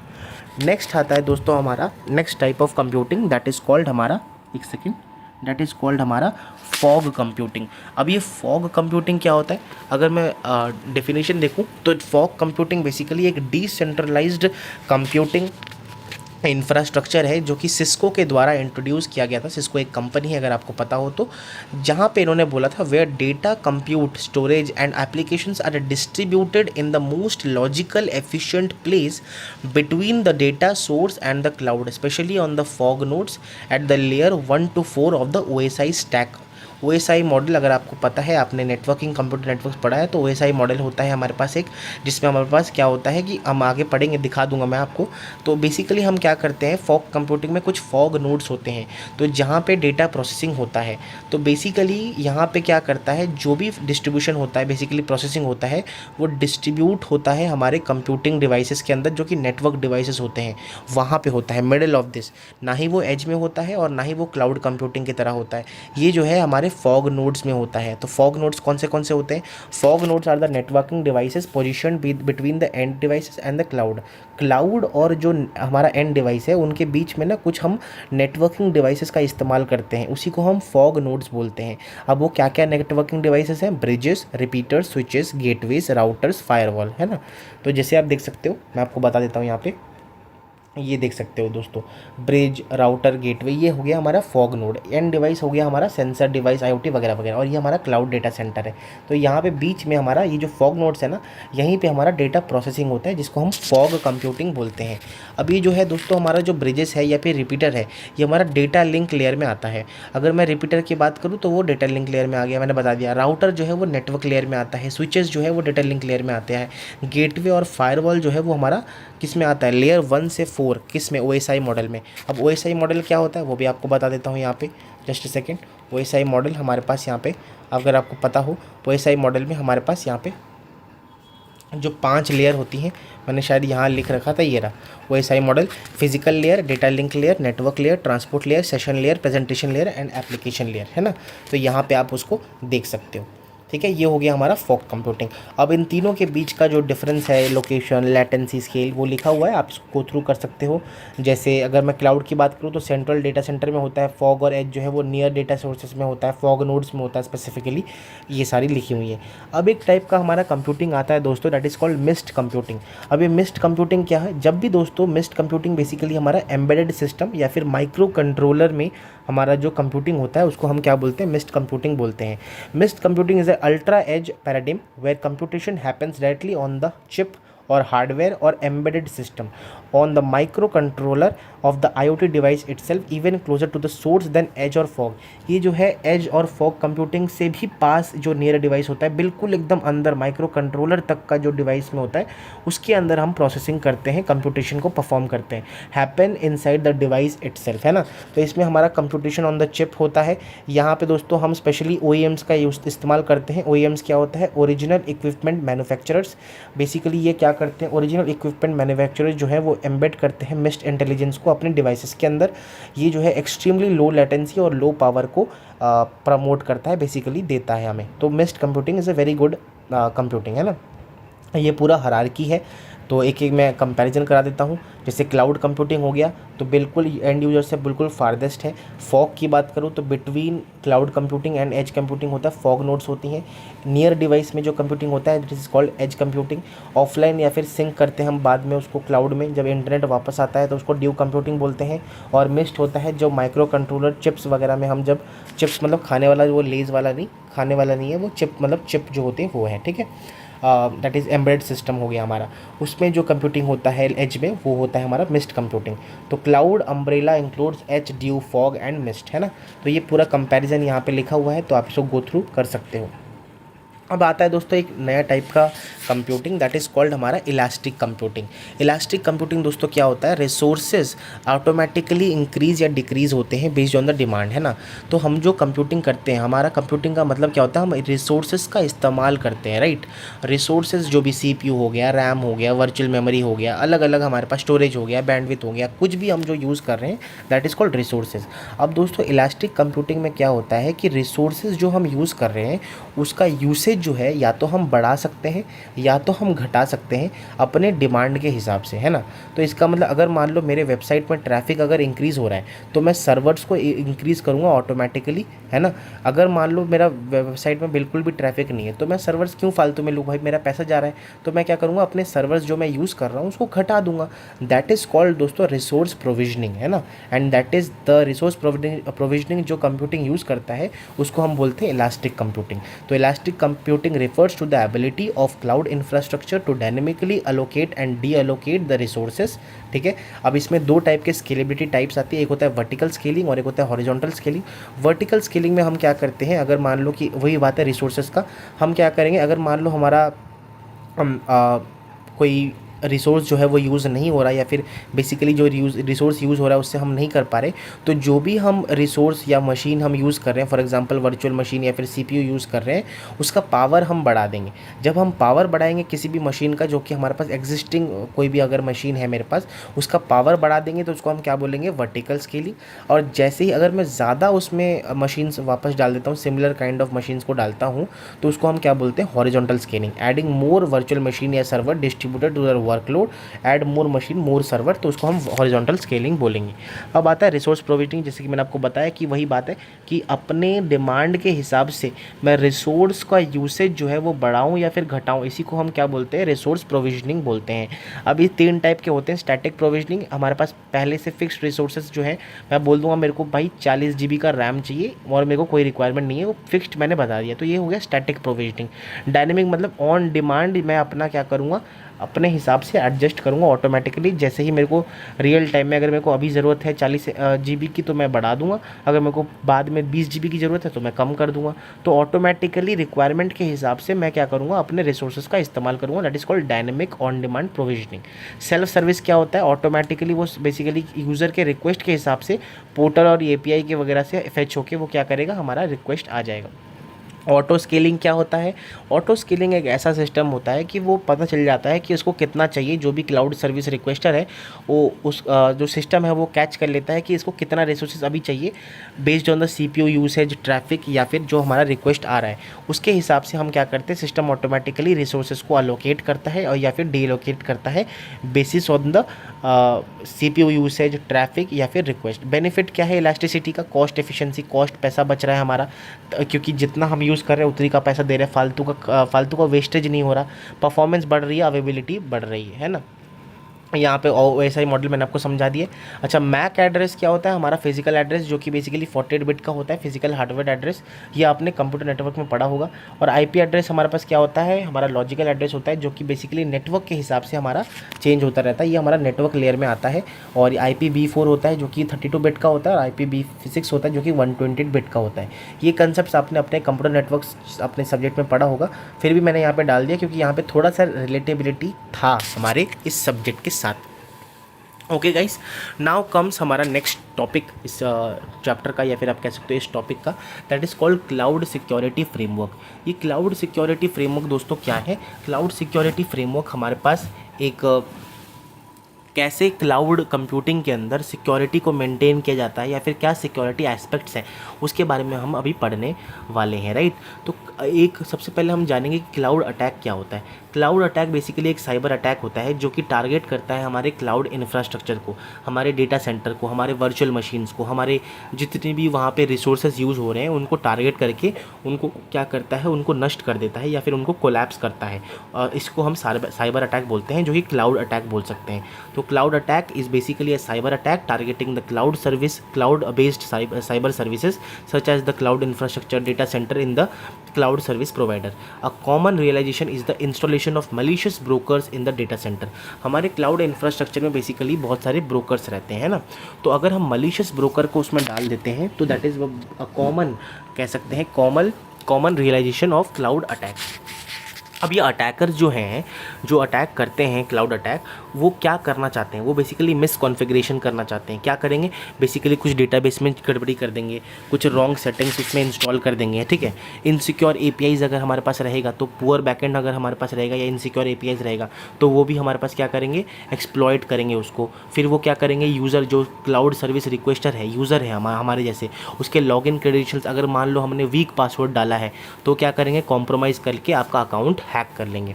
अब हमारा जो क्लाउड कंप्यूटिंग का जो चेन है वो क्या है, क्लाउड सर्विस रिक्वेस्टर, क्लाउडलेट, फिर लोड बैलेंसर, रिसोर्सेज और फिर हमारा डेटा सेंटर, है ना। अब इसमें जो वीकेस्ट पॉइंट है, जो बिल्कुल वीक है और वीक पॉइंट है जहाँ पे बहुत ज़्यादा वल्नरेबिलिटी है, मतलब वहाँ पे अटैक सबसे ज़्यादा हो सकता है, उसकी चांसेस ज़्यादा है, दैट इज़ हमारा सर्विस रिक्वेस्टर वाला, मतलब क्लाउड सर्विस रिक्वेस्टर वाला जो पॉइंट है या स्टेज है, वहाँ पे सबसे ज़्यादा जो है हमारा कह सकते हैं कि अटैक होने की सबसे ज़्यादा चांसेस है। और जो लोड बैलेंसर, क्लाउडलेट और जो हमारा cloud service provider, data centre वगैरह है, वहाँ पे क्योंकि बहुत ज़्यादा हम प्रोटेक्ट रखते हैं, उसको वेल प्रोटेक्ट करके रखते हैं, तो बहुत कम चांस होता है कि हमारा वहाँ पे अटैक हो। तो वहाँ पे लिखा भी हुआ है, cloudlet, load balancer, cloud service provider are usually well protected, the user जो that is basically CSR, cloud service requester, और जो कनेक्टिंग पॉइंट्स हैं वो सबसे ज़्यादा हमारे वल्नरेबल होते हैं। अब हमें समझना पड़ेगा, मैं वल्नरेबिलिटी के बारे में बार बार बात कर रहा हूँ, ये वल्नरेबिलिटी होता क्या है। वल्नरेबिलिटी दोस्तों, हमारे जो सिस्टम हमने बनाया है, क्लाउड सिस्टम, क्लाउड इंफ्रास्ट्रक्चर, उसमें क्या फ्लॉ है, उसमें क्या कमी है।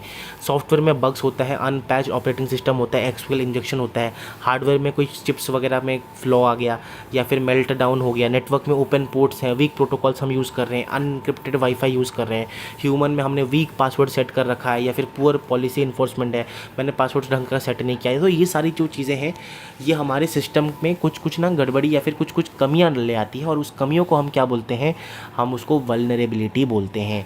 अब वल्नरेबिलिटी के बाद हम पढ़ेंगे थ्रेट। थ्रेट क्या होता है, कोई ऐसी चीज़ जो कि इस वल्नरेबिलिटी को, something that can exploit the vulnerability, मतलब एक ऐसा पोटेंशियल डेंजर जो कि अभी तक हुआ तो नहीं है बट हो सकता है। थ्रेट का मतलब होता है अभी तक हुआ नहीं है बट बेसिकली वल्नरेबिलिटी जो अभी तक हुई नहीं है, जो एक्सप्लॉइट नहीं हुई है, उसको हम क्या बोलते हैं, थ्रेट बोलते हैं। तो potential danger that can exploit a vulnerability to cause harm.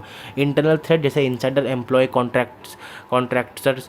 External threat हमारा हैकर्स, क्रिमिनल ग्रुप्स हो गया, या फिर नेशन स्टेट्स हो गया। नेशनल थ्रेट अर्थक्वेक आ गया, या फिर कुछ फायर आ गया, फ्लड लग गया, ये सारी जो चीज़ें हैं वो हमारे थ्रेट के कारण बन सकते हैं।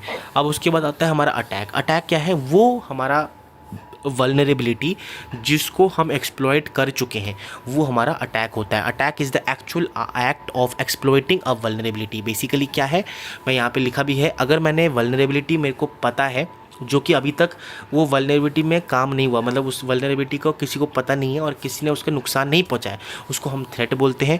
और जो वल्नरेबिलिटी बेसिकली उस पर अटैक आ चुका है या फिर वो वल्नरेबिलिटी पता चल चुकी है सबको, उस दैट इज़ कॉल्ड अटैक, ठीक है।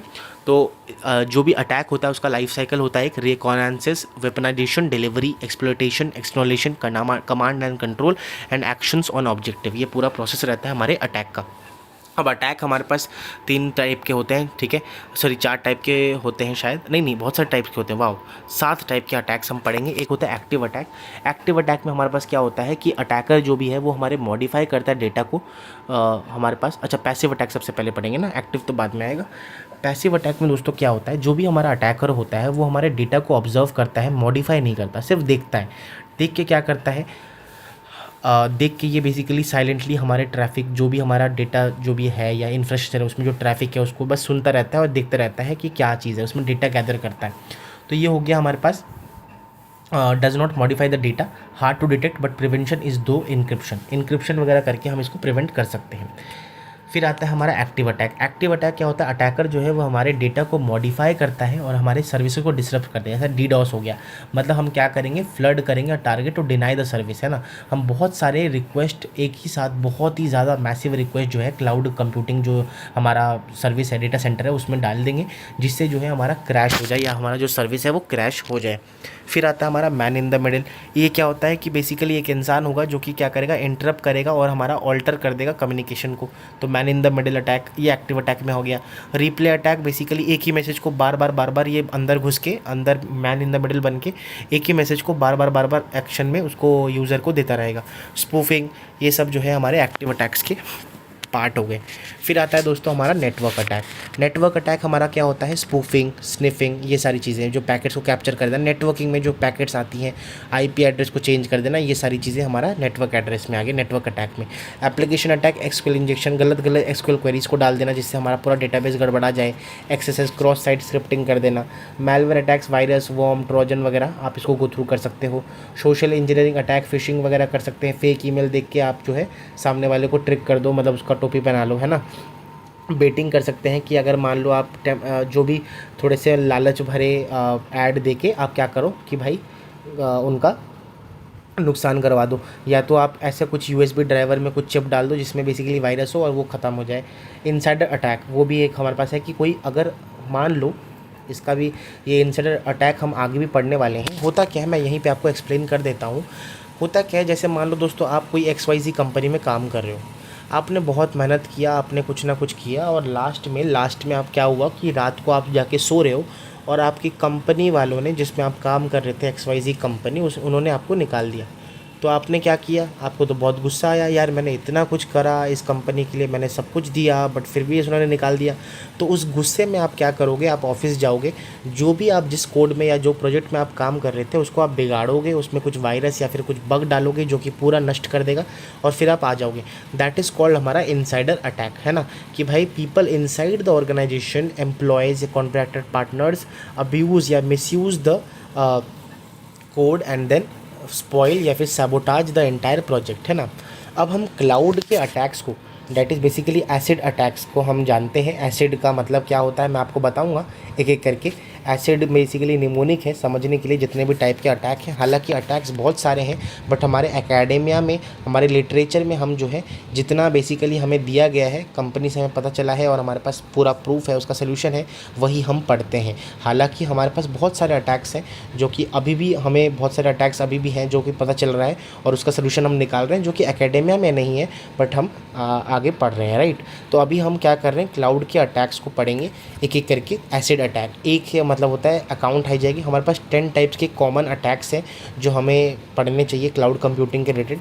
Account hijacking attack, cookie poisoning attack, cloud crypto mining attack, cloud malware injection attack, insider threat attack, insecure API attack, security misconfiguration attack, backdoor attack, denial of service या फिर distributed denial of service attack, zero day attack, है ना। तो सबसे पहले हम पढ़ेंगे दोस्तों अकाउंट हाईजैकिंग अटैक। ये क्या होता है दोस्तों, जब भी हमारे पास जो क्लाउड सर्विस प्रोवाइडर है उनके एंड में कोई अगर वल्नरेबिलिटी होता है जिससे हमारा सिक्योरिटी मेजर में जो है इफेक्ट पड़ता है। इसका मतलब क्या होता है, अटैकर्स जो हैं वो क्या करते हैं, लॉगिन क्रेडेंशियल, जो हमारा क्लाउड सर्विस रिक्वेस्टर है उनका लॉगिन क्रेडेंशियल जो है वो स्टील कर लेते हैं और उनका अकाउंट जो है वो हाईजैक हो जाता है। तो क्रेडेंशियल थेफ्ट वाया फिशिंग, की लॉगिंग वगैरह वगैरह एंड फुल एक्सेस जो है उनको मिल जाता है। किन का, यूज़र का, जो भी क्लाउड सर्विस रिक्वेस्टर है उनका फुल एक्सेस यहाँ पे मिल जाता है। इसके लिए हम क्या कह सकते हैं कि मेजर सोल्यूशन क्या हो सकता है, हम स्ट्रॉन्ग पासवर्ड यहाँ पे रखें, एमएफए करें, या फिर हमारे पास मॉनिटरिंग हम यहाँ पे मेंटेन करके रखें, है ना, मॉनिटरिंग वगैरह करें हम। फिर आता है दोस्तों हमारा cookie poisoning attack. Cookie poisoning attack हमारा क्या होता है, कुकी पॉइजनिंग अटैक दोस्तों सबसे पहले समझने के लिए हमें ये समझना पड़ेगा कुकी क्या होता है। कुकी दोस्तों ना एक स्मॉल और डेटा होता है, टेक्स्ट फाइल होता है बेसिकली ये, जो कि वेब ब्राउज़र या फिर वेब सर्वर, जो भी हम जिस भी वेबसाइट में हम जाते हैं तो आपने देखा होगा this website contains cookies, do you want to accept all cookies, या फिर बेसिकली कस्टमाइज कुकीज़ कितना एक्सेप्ट करना चाहते हो, वही सब पूछता है। तो वही कुकीज़ क्या होता है, ये कुछ स्मॉल टेक्स्ट फाइल्स होती हैं बेसिकली जो कि वेब एप्लीकेशन बनाती है और इसका पर्पस क्या होता है, ऑथेंटिकेशन का पर्पस। क्लाइंट जो है उसका अकाउंट जो है हमारे पास, क्लाइंट मतलब हम जैसे लोग का अकाउंट जो है उसका ऑथेंटिकेशन यहाँ पे हो पाए, वेरीफाई और वैलिडेटेड इन्फॉर्मेशन ही जो है वो हमारे उस वेबसाइट में, जो वो है वेबसाइट जो हम सर्च कर रहे हैं वो उसमें जा पाए या फिर मूव हो पाए, उसी के लिए हम यहाँ पे क्या करते हैं, कुकीज़ को बनाते हैं। अब क्या करे, कोई अटैकर है वो क्या करेगा, ये जो कुकी फाइल्स है इसको क्या करेगा, उसका एक्सेस मिल गया उसको, उसने क्या किया, कुकीज़ फाइल को चेंज कर दिया, तो उसको पूरा भाई जो ऑथेंटिकेशन है, ऑथराइजेशन है, सब बदल गया। तो ये हो सकता है हमारा, इसको हम क्या बोलते हैं, कुकी पॉइजनिंग अटैक, है ना। एक कुकी का जो साइज़ होता है, मैक्सिमम साइज़ जो है सिंगल कुकी का, दैट इज़ एक text file, single text file का 4 KB का होता है और मैक्सिमम जो है 4 से 8 KB का हो सकता है। ऑपरेटिंग सिस्टम जो है वो 400 कुकीज़ जो है हमारे पास बेसिकली पर डोमेन अलाउ करता है, ठीक है, ये आपको याद रखना है। इसके लिए मेजर क्या है, हम security secure HTTP only secure वाला यूज़ करें, कुछ फ्लैग्स का इस्तेमाल करें, short expiry of the cloud cookies को यूज़ करें, तो ये सारी चीज़ें हम कर सकते हैं। फिर आता है दोस्तों क्लाउड क्रिप्टो माइनिंग अटैक। ये क्या होता है, क्लाउड क्रिप्टो माइनिंग अटैक हमारा ये होता है बेसिकली कि जो unauthorised use of cloud computer resources to mine crypto currency, जो अटैकर होता है वो क्या करता है, हमारे क्लाउड रिसोर्सेज, क्लाउड कंप्यूटिंग का जो रिसोर्सेज है उसका इस्तेमाल करता है खुद जो है क्रिप्टो करेंसी को माइन करने के लिए। अगर क्रिप्टो करेंसी माइन करना आपको पता नहीं है तो बेसिकली आपको ब्लॉकचेन वाला वीडियो देखना पड़ेगा, उसमें हमने पूरा डिटेल में पढ़ा है कि क्रिप्टो करेंसी बेसिकली जो बिटकॉइन हो गया या इथेरियम हो गया उसको हम माइन करते हैं, उसमें हम बेसिकली कोई कॉम्प्लेक्स इक्वेशन को सॉल्व करते हैं कुछ पैसे लगाकर, और अगर वो सॉल्व हो जाता है तो सबसे पहले जिसका सॉल्व होगा उसको मनी मिलता है या फिर जो भी पॉइंट्स मिलता है। तो वो क्या करता है, हमारा क्लाउड रिसोर्सेज को यूज़ करता है क्रिप्टो करेंसी को माइन करने के लिए। तो और विक्टिम कौन बना, हम बने, हमारा पैसा गया। तो that is called cloud crypto mining attack. Then दोस्तों आता है हमारा क्लाउड मैलवेयर इंजेक्शन अटैक। ये क्या होता है, हम एक फेक या फिर फेक सर्विस या फिर वर्चुअल मशीन को इंजेक्ट कर देते हैं अपने क्लाउड इंफ्रास्ट्रक्चर के अंदर। The attacker injects a malicious virtual machine instance और service implementation into the cloud so that legitimate user request are redirected to the attackers rogue services, है ना। मतलब बेसिकली उनको लगेगा कि भाई मेरे को लगेगा कि मेरे पास तो रिक्वेस्ट आ ही नहीं रहा, क्योंकि रिक्वेस्ट उनके पास जा रहा है जो भी है, क्योंकि उन्होंने एक फेक सर्विस या फिर एक वर्चुअल मशीन को इंजेक्ट कर दिया है। तो क्या टेक्निक यूज़ करते हैं ये लोग, SQL इंजेक्शन करते हैं। उसके लिए क्या हम काउंटर मेजर यूज़ कर सकते हैं, strict service integration, integrity check, image signing and input validation हम करना चाहिए हमें। फिर आता है इनसाइडर थ्रेट। ये मैं ऑलरेडी एक्सप्लेन कर चुका हूँ कि एक एम्प्लॉयर, एक अंदर का आदमी एम्प्लॉयर जिसको मिसयूज़ करता है लेजिटिमेट एक्सेस को, सैबोटाज करता है सिस्टम को, या फिर एक्सटर्नल अटैकर्स को बेसिकली फैसिलिटेट करता है। क्यों करता है, वही बात है, misuse due to get the hurt of getting fired. उसने निकाल दिया तो उसको दुख हुआ, उसने दुख हुआ तो उसने गड़बड़ी कर दी सब, ठीक है। तो उसके लिए क्या हम देख सकते हैं कि बैकग्राउंड चेक करें हर एक एम्प्लॉय का, एक्टिविटी मॉनिटरिंग करें, हर एक जो एक्टिविटी चल रही है कंपनी में उसको मॉनिटर करें हम, और प्रिंसिपल ऑफ लीस्ट प्रिविलेज दिया जाए, जितना कम हम एक्सेस दे पाए उतना अच्छा, ठीक है। फिर आता है इनसिक्योर API अटैक। ये क्या होता है, अगर हमारे APIs जो है या फिर जो बैकएंड में APIs हम यूज़ कर रहे हैं अगर वो बहुत पुअर हैं, अच्छे से वैलिडेशन और हमारे पास यहाँ पे ऑथेंटिकेशन सही से नहीं हुआ है, तो उसमें हमारा इनसिक्योर API अटैक आ सकता है।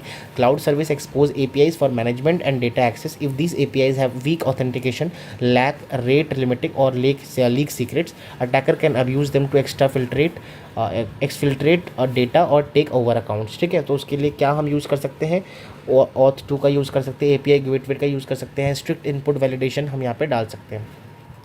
फिर आता है हमारे पास सिक्योरिटी मिस कॉन्फ़िगरेशन अटैक। इसमें हम क्या होता है, डिफ़ॉल्ट पासवर्ड, ओपन जो हमारा स्टोरेज बकेट्स होता है और एक्सपोज्ड मैनेजमेंट कंसोल, इन सब की वजह से हमारा क्या होता है कि मोस्ट कॉमन रियल वर्ल्ड जो हमारे अटैक्स होते हैं वो सिक्योरिटी मिस कॉन्फ़िगरेशन की वजह से होते हैं। IAM बेसिकली रोल्स की वजह से, जैसे आइडेंटिटी और एक्सेस मैनेजमेंट का रोल जो है गड़बड़ा जाता है, इस वजह से जो अटैक्स होती हैं उसको हम सिक्योरिटी मिस कॉन्फ़िगरेशन अटैक्स बोलते हैं। इसके लिए हम क्या कर सकते हैं, config scanner, CSPM, infrastructure as code review, code को रिव्यू करेंगे बार बार जिससे हमारा ये ठीक हो पाए। Backdoor attack, that is basically एक हिडन एक्सेस पॉइंट हमारे सिस्टम में होता है, जिस वजह से एक hidden entry point left in the software intentionally और malware that bypasses normal authentication and remote access to by the attacker. क्या होता है कि हिडन एक्सेस पॉइंट मिल जाता है सिस्टम में, और वो सिस्टम जो है बेसिकली वो पॉइंट जो है या वो लूप होल जो है वो किसको मिल जाता है, वो मिल जाता है अटैकर को। अटैकर क्या करता है, घुस जाता है उसके अंदर और सब चेंज वांज करके चले जाता है अपना। तो इसके लिए हम क्या कर सकते हैं, कोड को अच्छी तरीके से टेस्टिंग करें, रिव्यू करें बार बार, ADR और सप्लाई चेन सिक्योरिटी को मेंटेन करके रखें, ठीक है। फिर हम देखेंगे अभी DDoS और DDoS अटैक। DDoS का मतलब denial of service. Denial of service attack क्या होता है, जब एक अटैकर जो है वो क्या करता है, मल्टीपल रिक्वेस्ट को जो है, बहुत सारी रिक्वेस्ट को फ्लड कर देता है टारगेट में, जो कि हमारा क्लाउड इंफ्रास्ट्रक्चर में मल्टीपल रिक्वेस्ट को हमारा भेज देता है। तो ये हो गया हमारा DOS, है ना। और DDoS क्या होता है, डिस्ट्रीब्यूटर, मतलब एक अटैकर नहीं होता, मल्टीपल अटैकर्स होते हैं, जिसे हम बॉटनेट बोलते हैं। बॉट की तरह आपने सुना होगा ना, बॉट होता है जो कि बहुत ज़्यादा मैसेजेस भेजता है, तो वो बॉट होता है जो कि बहुत सारे साइमल्टेनियसली एक साथ बहुत मल्टीपल रिक्वेस्ट भेज के फ्लड कर देते हैं और क्या करते हैं, हमारे बैंडविड्थ को एग्जॉस्ट कर देते हैं। तो गोल क्या रहता है कि हमारा जो सर्विस है बेसिकली क्लाउड इंफ्रास्ट्रक्चर है उसको क्रैश कर देना। और counter measure basically rate limit कर सकते हैं। क्लाउड फेयर और AWS शील्ड की तरह सॉफ्टवेयर का इस्तेमाल हम कर सकते हैं। फिर आता है हमारा zero day attack. Zero day attack क्या होता है? ज़ीरो डे अटैक दोस्तों यूँ होता है कि हम प्रीवियसली अननोन वल्नरेबिलिटी कोई है जो हमें अभी तक पता नहीं है, हमें वो वल्नरेबिलिटी हो सकती है उसके बारे में पता नहीं है, और कोई उसके लिए जो बेसिकली शील्ड है या फिर पैच वगैरह अवेलेबल नहीं है। तो ये बहुत ही ज़्यादा डेंजरस है, बिकॉज जो हमारे पास अटैक अगर होता भी है तो हमारे पास ज़ीरो डे है, मतलब बिल्कुल भी टाइम नहीं है कि प्रिपेयर करके उसको बचाने के लिए। तो इसके लिए हम डिफेंसिव सिस्टम का इस्तेमाल कर सकते हैं, वर्चुअल पैचिंग कर सकते हैं, बग बाउंटीज़ का इस्तेमाल कर सकते हैं। तो यहाँ पे हमारा अननोन वल्नरेबिलिटी होता है और एनी पैच अवेलेबल होता है, नो पैच इज़ अवेलेबल, मतलब कोई भी हमारे पास वहाँ पे पैच मतलब कोई शील्ड नहीं अवेलेबल है ना। फिर आता है साइड चैनल अटैक। ये क्या होता है? साइड चैनल अटैक बेसिकली हमारे पास instead of attacking the algorithm the attackers जो है हमारे पास extract secrets from physical side effects such as power consumption, timing वगैरह वगैरह। एक्सट्रैक्ट मतलब जो सिस्टम का बिहेवियर है उससे वो क्या करते हैं, डेटा को एक्सट्रैक्ट करते हैं और वहाँ पे जो है वो क्या करते हैं, डेटा फिर अटैक करते हैं। तो उसको हम साइड चैनल अटैक बोलते हैं। अब role of AI in cloud security यहाँ पे मैंने लिख रखा था।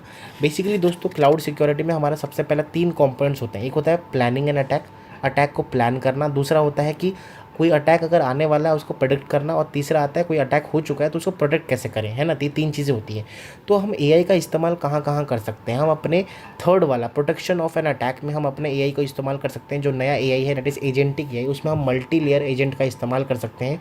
Series of multi layer agent जो कि पूरा 24/7 जो है ट्रैक करेंगे, एजेंट जो है काम करेंगे कि भाई कहाँ कहाँ लूप होल्स हैं, कहाँ बग्स हैं, कहाँ क्या है, हर एक कमियों को निकाल के वो क्या कर सकते हैं, हमारे अटैक से प्रोटेक्ट कर सकते हैं।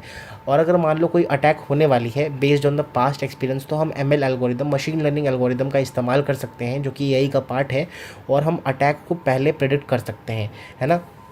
तो यहाँ पे AI का अच्छा रोल है। अगर हम AI का इस्तेमाल करेंगे तो हम अटैक से बच सकते हैं। बट हाँ वही बात है, बट ये ज़ीरो डे अटैक जो होता है उससे कोई भी नहीं बच पाएगा, क्योंकि ज़ीरो डे अटैक ऐसे है कि वो वल्नरेबिलिटी हम पैच, हमारे पास पैच अवेलेबल नहीं होता और वल्नरेबिलिटी हमारे पास अननोन होती है। तो उससे बचना थोड़ा सा हमारे लिए अभी भी मुश्किल है। बट हाँ अगर अटैक जो कि कॉमन अटैक्स है उनसे बचने के लिए हम AI का बहुत अच्छे तरीके से इस्तेमाल कर सकते हैं, है ना। अब दोस्तों आता है हमारा cloud SIM. Cloud SIM basically दोस्तों एक ऐसा सिमुलेशन टूल है जो कि जावा से बना हुआ है, जावा बेस्ड है। और ये मांजरा सॉफ्ट कंपनी, मांजरा सॉफ्ट करके एक कंपनी है जिन्होंने ये क्लाउड सिम बनाया था। इन्होंने बेसिकली एक सिमुलेशन टूल है, जैसे हमारे पास अलग अलग टूल्स होती हैं वैसे ये भी सिमुलेशन टूल है जो कि हम क्लाउड एनवायरनमेंट को मॉडल करने के लिए इस्तेमाल करते हैं अगर हमारे पास रियल इंफ्रास्ट्रक्चर नहीं है। बेसिकली क्लाउड इंफ्रास्ट्रक्चर के लिए हमें बड़ा बड़ा सर्वर चाहिए, बड़े बड़े हमारे पास यहाँ पे स्टोरेज सिस्टम चाहिए। तो अगर वो हमारे पास नहीं है, हमें locally just for the model purpose अगर मॉडल करना है हमारे क्लाउड एनवायरनमेंट को, तो हम क्या करेंगे, क्लाउड सिम का इस्तेमाल कर सकते हैं। एक सिमुलेशन टूल है ना। तो CloudSim is a popular Java based simulation toolkit that enables modeling and simulation of cloud computing environments, जैसे data center, virtual machines, cloudlets, broker, schedulers, users, है ना। तो वो सारी चीज़ें हमारे पास यहाँ पे क्लाउड सिम के अंदर होती हैं। ये पूरा क्लाउड सिम के बारे में एक पूरा नोट लिखा हुआ है ना। बट क्लाउड सिम का हमारे लिए कोड इंपॉर्टेंट है, जो कि हम अगले लेक्चर में इसका पूरा कोड अच्छी तरीके से डिटेल में डिस्कस करने वाले हैं, तो आप वहाँ से इसको पढ़ सकते हैं, राइट। अब यहाँ पे दोस्तों कुछ और चीज़ें हैं, जैसे ड्यू कंप्यूटिंग था तो मैं आपको वो बता देता हूँ। उससे पहले मैं आपको ये बता दूँ, ये बेसिकली जो कोड है और हमारा जो क्लाउड सिम का जो डिटेल है वो आप एक बार रीडिंग डाल सकते हो, ज़्यादा इंपॉर्टेंट नहीं है, you can go through this, है ना। तो ये पूरा हो गया। अब मैं आपको कुछ और इम्पॉर्टेंट चीज़ें बताने वाला हूँ जो कि आपके लिए इम्पॉर्टेंट है। क्लाउड सिम का कोड वो हम अगले लेक्चर में डिस्कस करने वाले हैं, और जो कि हमारा लास्ट लेक्चर होगा क्लाउड कंप्यूटिंग का। तो ड्यू कंप्यूटिंग में हमारे पास क्या होता है कि क्लाउड सर्विस रिक्वेस्टर होता है, फिर वो रिक्वेस्ट जो है राउटर के पास जाता है, और राउटर जो है वो फॉग नोड भी कंटेन करता है। स्प्लिटिंग और फ्रेगमेंटेशन होता है, जैसे कि मैंने आपको बताया था। यहाँ पे डेटा पैकेट्स में क्या करते हैं, डेटा पैकेट का स्प्लिटिंग और फ्रेगमेंटेशन होता है। TCP अगर स्लोअर होता है, रिलायबल ज़्यादा होता है, UDP फास्टर होता है बट लेस रिलायबल होता है, वो क्लाउडलेट के पास जाता है। फिर हमारा डंप करते हैं हम पैकेट्स को, और जैसे जैसे बहुत ज़्यादा टाइम हो जाता है तो हर एक पैकेट का टाइम टू लीव हो जाता है हमारे पास, जिससे हमारा ऑफलाइन मोड में हम ड्यू कंप्यूटिंग कर पाएँ। फिर आता है हमारे पास एक फ्लूइड कंप्यूटिंग। ये क्या होता है दोस्तों? This is the ability of resources जैसे सीपीयू, मेमोरी, स्टोरेज वगैरह वगैरह to flow between the functionalities जैसे router, firewall, server, done using virtual servers और डेस्कटॉप, है ना। ये बेसिकली क्या होता है? रिसोर्सेज की एबिलिटी होती है। रिसोर्सेज कौन से? सीपीयू, मेमोरी, स्टोरेज, जो कि राउटर, फायरवॉल या इन सब से जो फ्लो हो रही है, और ये वर्चुअल सर्वर से, डेस्कटॉप से हमारे पास कंप्यूटिंग वगैरह होती है। This is called fluid computing. Flow की तरह हमारा कंप्यूटिंग हो रहा है। क्वालिटी ऑफ सर्विस इश्यूज़, ये क्या होती है दोस्तों? क्वालिटी ऑफ सर्विस इशू जो होता है वो डिनोट करता है लेवल ऑफ रैप। रैप मतलब वो गाना वाला बादशाह वाला रैप नहीं, या फिर जो यो हनी सिंह वाला रैप नहीं। ये बेसिकली रैप होता है हमारा रिलायबिलिटी, अवेबिलिटी और परफॉर्मेंस। डिनोट करता है कि लेवल क्या है हमारे क्लाउड कंप्यूटिंग रिसोर्सेज का, offered by the cloud service provider. Cloud service provider जो है वो कितना लेवल का रिलायबिलिटी, कितना लेवल का अवेबिलिटी, कितना लेवल का परफॉर्मेंस प्रोवाइड कर रहा है थ्रू एन एप्लीकेशन और बाय द प्लेटफॉर्म। तो का जो क्वालिटी ऑफ सर्विस है उसके क्या क्या पैरामीटर्स होते हैं? जिटर देखा जाता है, लेटेंसी या डिले कितना देखा जाता है। डिले का मतलब होता है अगर क्लाउड सर्विस रिक्वेस्टर ने कुछ चीज़ का डिले रिक्वेस्ट किया है तो कितना उसको डिले सहना पड़ रहा है, कितने टाइम बाद उसको आउटपुट मिल रहा है, तो वो हो गया हमारा डिले। लेटेंसी मैंने बताया था कितनी जल्दी मिल रहा है। थ्रूपुट कितना है वो हमारे पास यहाँ पे देखा जाता है किससे? क्वालिटी ऑफ सर्विस इश्यूज़ में, ठीक है। अब दोस्तों ये पूरा क्लाउड इंफ्रास्ट्रक्चर है जो कि मैं बार बार आपको बता रहा था ना, ये पूरा हमारा क्लाउड सर्विस इंफ्रास्ट्रक्चर है, जो कि मैंने लास्ट में आपको दिखाने का सोचा जिससे आपको पूरा आइडिया लग जाए हमने जो पढ़ा है। क्या होता है यहाँ पे? सबसे पहले क्लाउड सर्विस रिक्वेस्टर होता है। क्लाउड सर्विस रिक्वेस्टर क्या करता है? अपना रिक्वेस्ट आगे भेजता है क्लाउडलेट्स के पास। क्लाउडलेट्स कौन होते हैं? क्लाउडलेट्स बेसिकली सॉफ्टवेयर प्रोग्राम होते हैं जो कि ऑथेंटिकेशन और ऑथराइजेशन के लिए इस्तेमाल होते हैं। अब ये क्लाउडलेट जो है इन्फॉर्मेशन आगे लोड बैलेंसर के लिए यूज़ होता है। लोड बैलेंसर मैंने आपको बताया था कौन होते हैं? जो कि ट्रैफिक को डिस्ट्रीब्यूट करते हैं अमंग द नेटवर्क में जो ट्रैफिक है उसको रिड्यूस करते हैं और डिस्ट्रीब्यूट करते हैं। फिर वो जो पूरा रिक्वेस्ट है वो जाता है हमारे क्लाउड सर्विस प्रोवाइडर के पास। क्लाउड सर्विस प्रोवाइडर के अंदर हमारा डेटा सेंटर्स होते हैं। डेटा सेंटर्स के हमारा ब्रोकर्स होते हैं। ब्रोकर्स क्या करते हैं? वर्चुअल मशीन को मैनेज करते हैं और क्रिएट करते हैं, बेसिकली उनको मैनेज करते हैं। वहाँ से जो हमारा क्लाउडलेट है या फिर लोड बैलेंसर है बेसिकली वो वर्चुअल मशीन से डायरेक्ट कॉन्टैक्ट नहीं रख सकता। वो क्या करता है? ब्रोकर के पास जाके रिक्वेस्ट भेजता है। ब्रोकर क्या करता है? वर्चुअल मशीन से प्रोसेसिंग करके डेटा का रिक्वेस्ट जो है रिजल्ट या फिर जो आउटपुट है वो प्रोड्यूस करता है। सो दिस इज़ बेसिकली हमारा पूरा infrastructure of the cloud infrastructure, ठीक है। अब जो है या तो क्लाउड जो सीएसपी है जो मैंने बनाया राइट साइड में, वहाँ पे हमारा एज कंप्यूटिंग हो सकता है, या तो हमारा क्लाउड सर्विस रिक्वेस्टर वहाँ पे एज कंप्यूटिंग हो सकता है। बीच में कहीं भी एज कंप्यूटिंग नहीं होगा। अब जो क्लाउड सर्विस रिक्वेस्टर से लेकर क्लाउड सर्विस प्रोवाइडर का जितना भी है पूरा सामान वो है हमारा क्लाउड कंप्यूटिंग, जिससे पूरा हमारे पास यहाँ पे, ठीक है। फिर आता है दोस्तों क्लाउडलेट। क्लाउडलेट के अंदर दोस्तों हमारे पास क्या होता है? फॉग कंप्यूटिंग होता है। क्यों होता है? क्योंकि क्लाउडलेट के अंदर हमारे पास फॉग नोड्स होते हैं जो कि नेटवर्क डिवाइसेस होते हैं जैसे bridges, routers, gateway, firewall, switches, repeaters वगैरह वगैरह, और उनका यूज़ करके हमारे पास जैसे मैंने आपको ऊपर बताया वहाँ पे हमारा क्या होता है? फॉग कंप्यूटिंग होता है, ठीक है। समझ आ गया। अब जो है दोस्तों सिक्योरिटी की मैंने बात करी थी। सिक्योरिटी दोस्तों क्लाउड सर्विस रिक्वेस्टर जो है वीक पॉइंट 1 है, और ये जो कनेक्शंस है वो जो है हमारे बेसिकली सबसे वीकेस्ट पॉइंट होता है। तो सर्विस रिक्वेस्टर जो एंड वाला पॉइंट है मोस्ट वल्नरेबल है, वहाँ पे अटैक होने की सबसे ज़्यादा चांसेस है। और जो क्लाउड सर्विस प्रोवाइडर है, लोड बैलेंसर है, क्लाउडलेट है, ये जो है वेल प्रोटेक्टेड रहते हैं, सिक्योर रहते हैं, ठीक है। तो ये हो गया हमारा पूरा क्लाउड इंफ्रास्ट्रक्चर। और अटैक्स मैंने आपको ऑलरेडी समझा दिया। अटैक्स के लिए आप एसिड वाला निमोनिक याद रख सकते हो। एसिड मतलब ACIIDS। ए का मतलब होता है अकाउंट हाईजैकिंग। सी का मतलब होता है क्लाउड मालवेयर इंजेक्शन या फिर कुकी पॉइजनिंग या फिर कुकी क्लाउड क्रिप्टो माइनिंग। फिर आता है आई इनसिक्योर API, आई इनसाइडर थ्रेट, डी मतलब डॉस या फिर डिनाइल ऑफ सर्विस, DDoS मतलब distributed denial of service attack. S का मतलब होता है सिक्योरिटी मिसकॉन्फ़िगरेशन या फिर साइड चैनल अटैक। एंड दोस्तों इसी के साथ हमारा ये नोट्स और साथ ही साथ ये पूरा टॉपिक यहाँ पे समाप्त होता है। क्लाउड कंप्यूटिंग को हमने पूरी अच्छी तरीके से यहाँ पे कवर किया है। मैं उम्मीद करता हूँ दोस्तों आपको आज की वीडियो में बहुत कुछ सीखने को मिला होगा, जानने को मिला होगा एंड मज़ा आया होगा इस वीडियो में। अगर दोस्तों मज़ा आया है please hit the like button right away and अपने दोस्तों के साथ इस वीडियो को शेयर कीजिए जो भी सेमेस्टर एग्ज़ाम्स में बहुत टेंशन फील कर रहा है, तो ये पढ़ के उसका बहुत अच्छा नंबर आ सकता है एंड उनका फ़ायदा हो सकता है। ये जो नोट्स हैं दोस्तों, ये नोट्स आपको वीडियो के बाद इसी वीडियो के नीचे डिस्क्रिप्शन में मिल जाएंगे, ड्राइव का लिंक, आप इसको डायरेक्ट एक्सेस करके पढ़ सकते हो एंड गो थ्रू कर सकते हो, राइट। सो ये आपको नोट्स भी मिल जाएगा एंड साथ ही साथ आपको वीडियो अगर आपको समझना है तो वो भी मिल जाएगा। मैंने सारे कंसेप्ट को डिस्कस करने की कोशिश करी है। क्लाउड वाला सिम मैंने यहाँ पे डाल दिया था बिकॉज ये चैप्टर का हिस्सा है। हम क्लाउड सिम के पूरे कोड को अच्छी तरीके से समझेंगे नेक्स्ट वाले लेक्चर में, जिसमें हमें और ज़्यादा क्लैरिटी मिलेगी, राइट। सो ये हमारा पार्ट 2 था और क्लाउड कंप्यूटिंग को हमने बहुत कवर कर दिया है एंड अगला वाला वीडियो हमारा लास्ट वीडियो होने वाला है, जिसमें हम क्लाउड कंप्यूटिंग को जो मेजर टॉपिक्स है उसको डिस्कस करके ख़त्म करने वाले हैं। अगर दोस्तों मज़ा आया please hit the like button, subscribe कर दो इस छोटे से चैनल को and yes that's all for today's video. Thank you so very much, hit the like button. हम मिलेंगे ऐसी एक धमाकेदार वीडियो में, तब तक के लिए thank you so much, bye hey everyone, bye. Welcome back to this channel. इस वीडियो के अंदर हम देखने वाले हैं क्लाउड सिम कोड को स्क्रैच से समझेंगे, उसके अंडरस्टैंडिंग बिल्ड करेंगे। अ, सबसे पहले ये बताना चाहूँगी कि ये जो कोड है वो कर क्या रहा है, ये जो प्रोग्राम है करता क्या है एक्चुअल में। यूजर्स जो होते हैं, जो भी यूजर्स होते हैं उनके पास कुछ स्पेसिफिक टास्क होते हैं, ठीक है।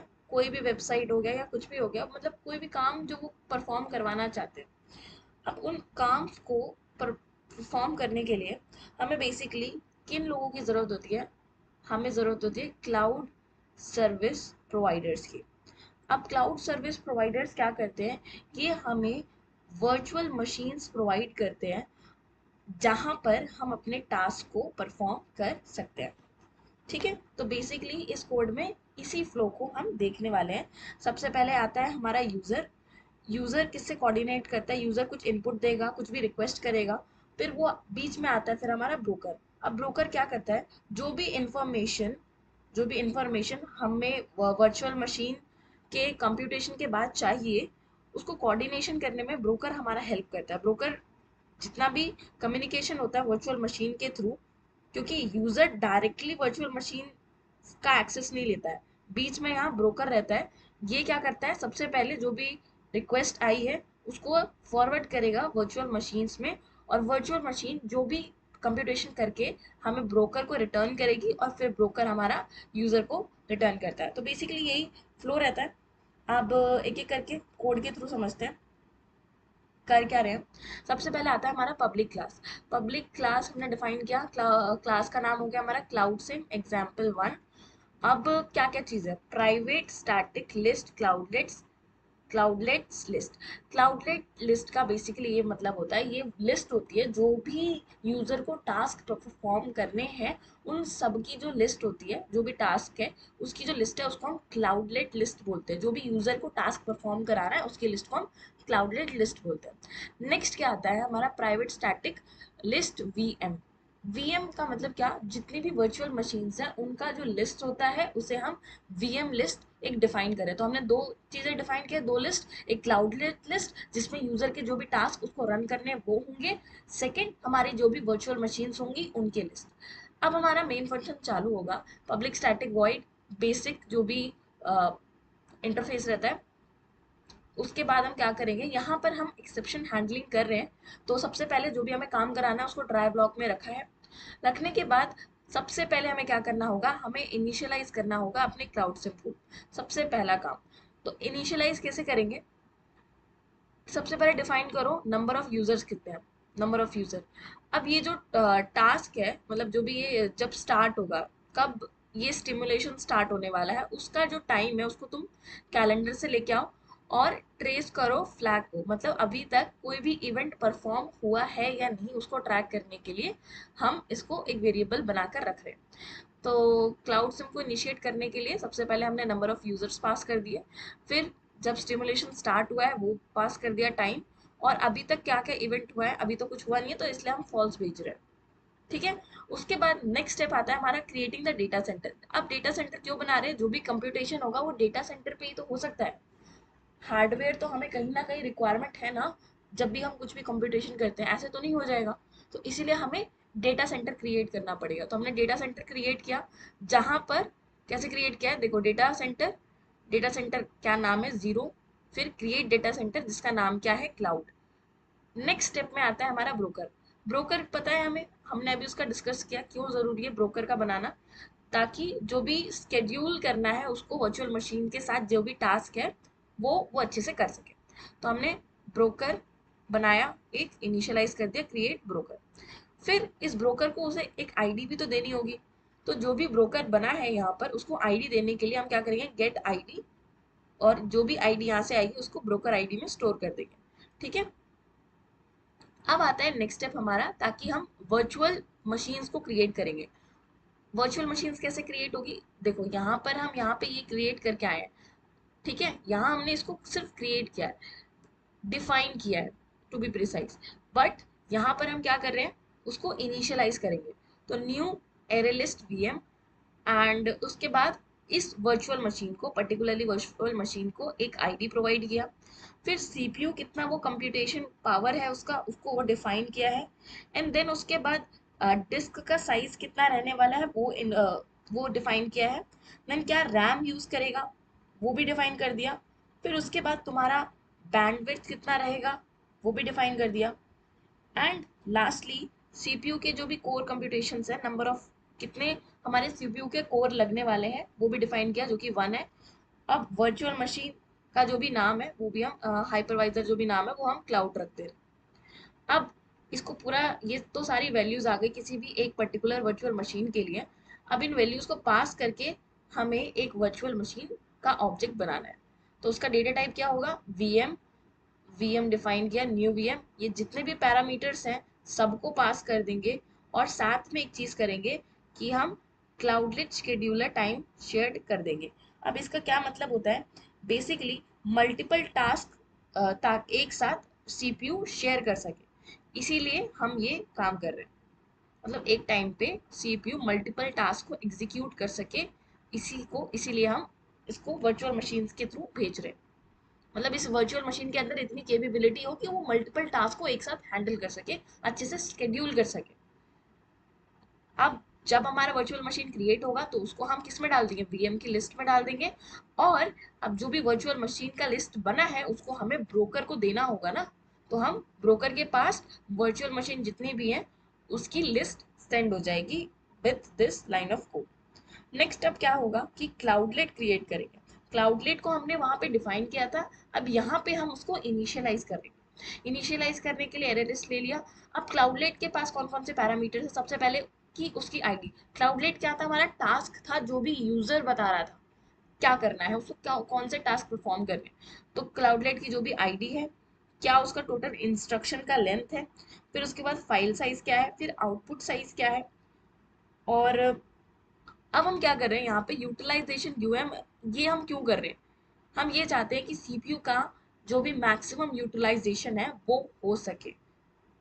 तो वीएम का बेसिकली, वीएम या कुछ भी कह लो, जो भी तुम्हारी वर्चुअल मशीन है उसका जो फुल्ली यूटिलाइजेशन है वो हो सके, इसलिए हम एक वेरिएबल बना रहे हैं, मतलब हमने एक डेटा वेरिएबल डिफाइन किया है। नेक्स्ट आता है हमारा क्लाउडलेट। अब हम एक क्लाउडलेट एक्चुअल में बनाएंगे जिसको हम इस लिस्ट में बाद में पुश करेंगे। अब क्या क्या पैरामीटर्स देने हैं इस क्लाउडेट के, आईडी ये है, लेंथ ये है, फाइल साइज ये है, आउटपुट साइज ये है, और यूएम। फुल यूटिलाइजेशन होना चाहिए सारे रिसोर्सेज का वीएम के अंदर। फिर जब ये हो गया, अब क्लाउडलेट जो भी बना है उसमें सेट कर दो जो भी ब्रोकर आईडी है तुम्हारा, हमारी वीएम आईडी को सेट किया। फिर क्लाउड लिस्ट को ऐड कर दिया हमारा फाइनल क्लाउडलेट में। क्लाउड लिस्ट में हमने क्लाउडलेट अपना जो भी टास्क बनाया उसको ऐड कर दिया। और ये सारा काम करने के बाद तुम्हें क्या करना है, ब्रोकर को इस क्लाउडलेट लिस्ट को सबमिट कर देना है। जब एक बार तुमने उसको वो सबमिट कर दिया, तुमने वीएम की लिस्ट सबमिट कर दी, तुमने क्लाउड लिस्ट सबमिट कर दी, अब फाइनल काम स्टार्ट होता है कि क्लाउड सिम का स्टिमुलेशन तुम स्टार्ट कर सकते हो। अब इस प्रोसेस को तुम एग्जीक्यूट कर सकते हो। जब ये एक बार स्टार्ट हो चुका है फिर तुम्हें उसको स्टॉप करना है। जब तुमने स्टॉप कर दिया, अब जो भी रिजल्ट ब्रोकर के थ्रू आया है उसको तुम क्या करोगे, क्लाउडलेट की एक लिस्ट में स्टोर कर लोगे। तो ब्रोकर से तुमने क्या बोला, गेट क्लाउडलेट रिसीव्ड लिस्ट, जो भी क्लाउडलेट की तरफ से ब्रोकर को लिस्ट आई है आफ्टर द कंप्यूटेशन, जो भी रिजल्ट आया है उसको तुम एक लिस्ट में स्टोर करवा दे रहे हो। और lastly what you are doing is print कर दोगे क्या, जो भी तुमने हरा रिजल्ट आया है। अगर इन सब में से कहीं भी कुछ एरर आता है तो हम डायरेक्टली कैच ब्लॉक में चले जाएंगे, जहां पर हम अपनी एक्सेप्शन हैंडलिंग कर देंगे। कोई भी अगर एक्सेप्शन एरर आता है तो तुम फटाफट से क्या कर दो, जो भी एरर आया है उसको प्रिंट करा दो डिटेल में। तो this was the whole explanation of the cloud sim code. I hope समझ आया होगा, and thank you so much for watching this video. Hello everyone, welcome back to this channel. इस वीडियो के अंदर हम देखने वाले हैं सोप एंड एक्सएमएल के कुछ इंपॉर्टेंट कोड्स जो एग्जाम पॉइंट ऑफ व्यू से इंपॉर्टेंट हैं। तो without doing any further delay, let's get started. सबसे पहले हम ये समझ लेते हैं कि हमारा एक्सएमएल क्या होता है।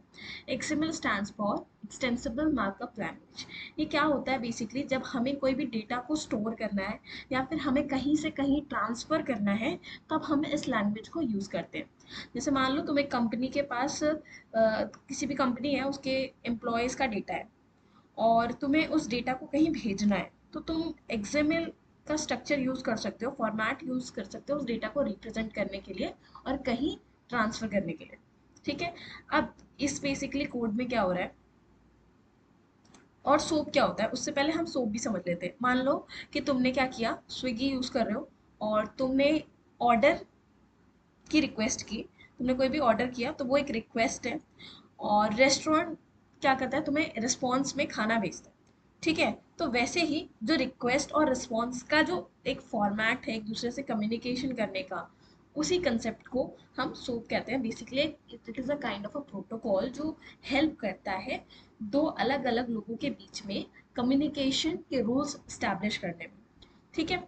अब सबसे पहला हमारा एग्जाम्पल है कंपनीज का, जिसमें हम कंपनी प्रोफाइल सोप मैसेज इसका टाइटल है। ठीक है। सबसे पहले हम क्या कर रहे हैं, हम डिफाइन कर रहे हैं एक्सएमएल एंड प्लस उसका वर्जन। तो ये बेसिकली सिंटेक्स है।